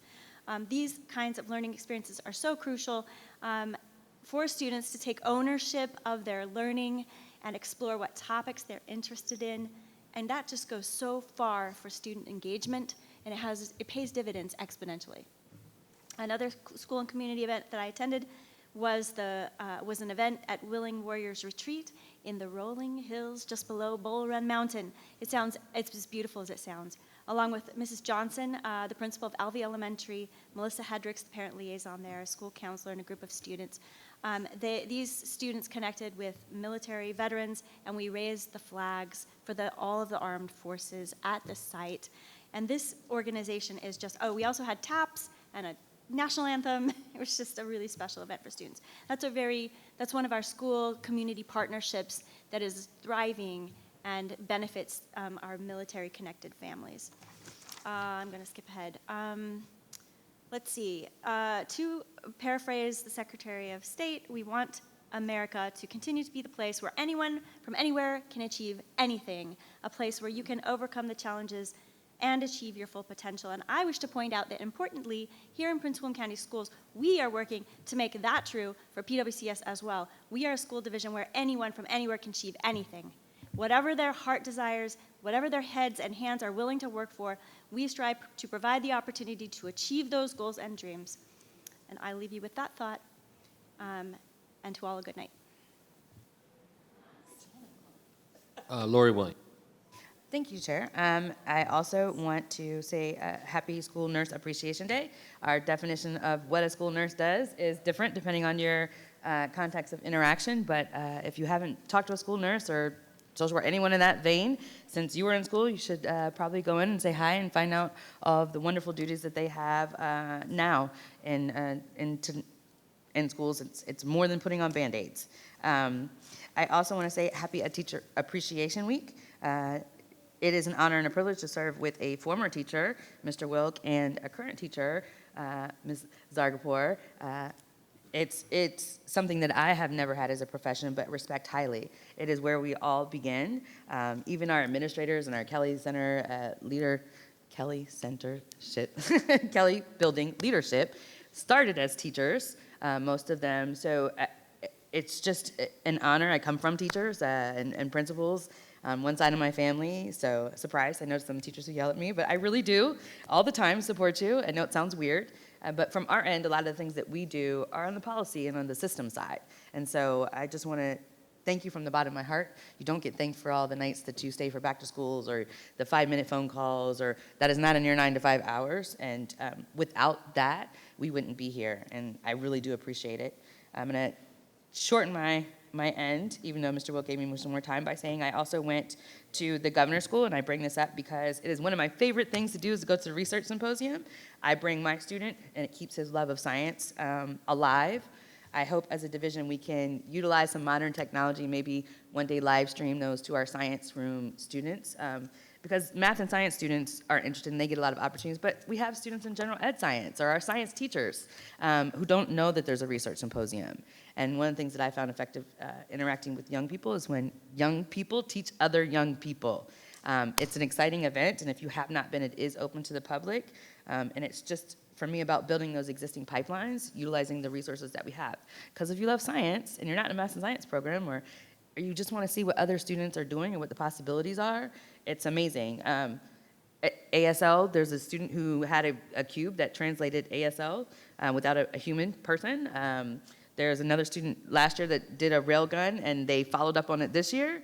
There was a student that invented a machine that returns your soccer ball to, I think he has 2 or 3 patents. Ms. Wall and Mr. Blake were there, or I told him he should get some. It's just an amazing opportunity for our students. And I'm going to end with saying, please check out our summer programs. Tuition can be waived if you have financial hardships. That goes for our programs here, and I know the county also does that as well. So please don't not register your student if you don't think you have the money. There are ways to get that done. And I also want to say to our CTE students, please be on the lookout for scholarships, unions and other places. It's not just students who are going to 4-year colleges. There are opportunities for you as well. And Ms. Zargapur and Ms. Wall, I'll do the quote this time. Do or do not try. Do or do not. There is no try. Yoda. That's it. Mr. Blake. Thank you, Mr. Chairman. As you've heard quite a few times already this evening, this week is Teacher Appreciation Week, and our educators continue to show up with consistency, care, and commitment to our students and our families every single day, and their impact goes far beyond instructions. They're shaping lives, and they deserve to be recognized. So please tell the teacher thank you this week when you see them. May is also Mental Health Awareness Month, and supporting the whole child means prioritizing mental and emotional well-being alongside academics. This work is essential, and it must remain a focus in how we support our students and staff. And I know this board up here places a great emphasis on mental health. And I also want to emphasize, as Ms. Williams did, the importance of summer learning. And summer school is an opportunity, and I want to say, take away some of the stigma from that summer school. It provides academic support, enrichment, and a pathway for students to stay on track and even get ahead. I encourage families to register before the deadlines. The Discovery Enrichment Camps in the elementary and middle school summer school close on May 22nd, and high school summer school applications close June 5th. I've been all over the place. I'm just gonna tell Miss Ellis, my principal at Minnieville, happy birthday. Today is her birthday, and then I'm gonna sign out. So have a good night, y'all. Mr. Jesse. Thank you, everybody, and again, I'd like to thank our teachers and our nurses. You know, it's a great profession to be in, and it's an enjoyable one, particularly when you help a kid that you didn't expect to achieve. There's nothing like it in the world when you do that. I want to thank my high school teacher who told me if I didn't pass this English exam, I wasn't going to graduate. And so I got on the ball and graduated on time. So, you know, teachers help you and do a lot of things. Also like to thank and ask that we might consider something for the schools that are named that. Mr. Braxton, who is at the Braxton Middle School, his wife, the name, he is 101 and will turn 102 in July. And he's still walking around and looks a lot younger than 101. So that's a great thing. And it's great that we have an opportunity for him to see and visit the schools. We got out a little bit this month, between the last thing. I went to the environmental program over at Woodbridge High School, and that was a great event. And my wife and I went to the Future Kings, which I think the Future King organization is an organization that is a member of Sparks with the school system here. But they take kids from middle school to high school, and they teach them stuff like drones and engineering and stuff. They give the kids advanced training in a lot of in 4 discipline areas that they are competing so that they can compete with college kids when they come out of school. So it's a great program, and it's something I'm glad that Prince William County also support.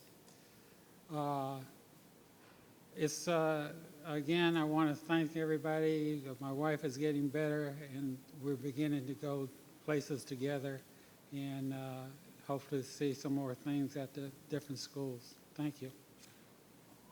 Thank you, Mr. Jesse. Happy Teacher Appreciation Week. Happy Nurses Week, Nurses Day. Very proud of the school division having, for most of the time, a nurse in every school, all 100 schools over the last almost 7 years, I believe. So that's been pretty incredible. Thank you to all of our students and to Karina this evening. Great comments today, Karina, and best wishes for a AP testing season, SOL testing season, graduation season, and externship season for those students doing it at some of our high schools. And with that, I just want to say good luck to all of our students who are still competing in sports this spring, and best wishes. Thank you, everyone. Board meeting adjourned.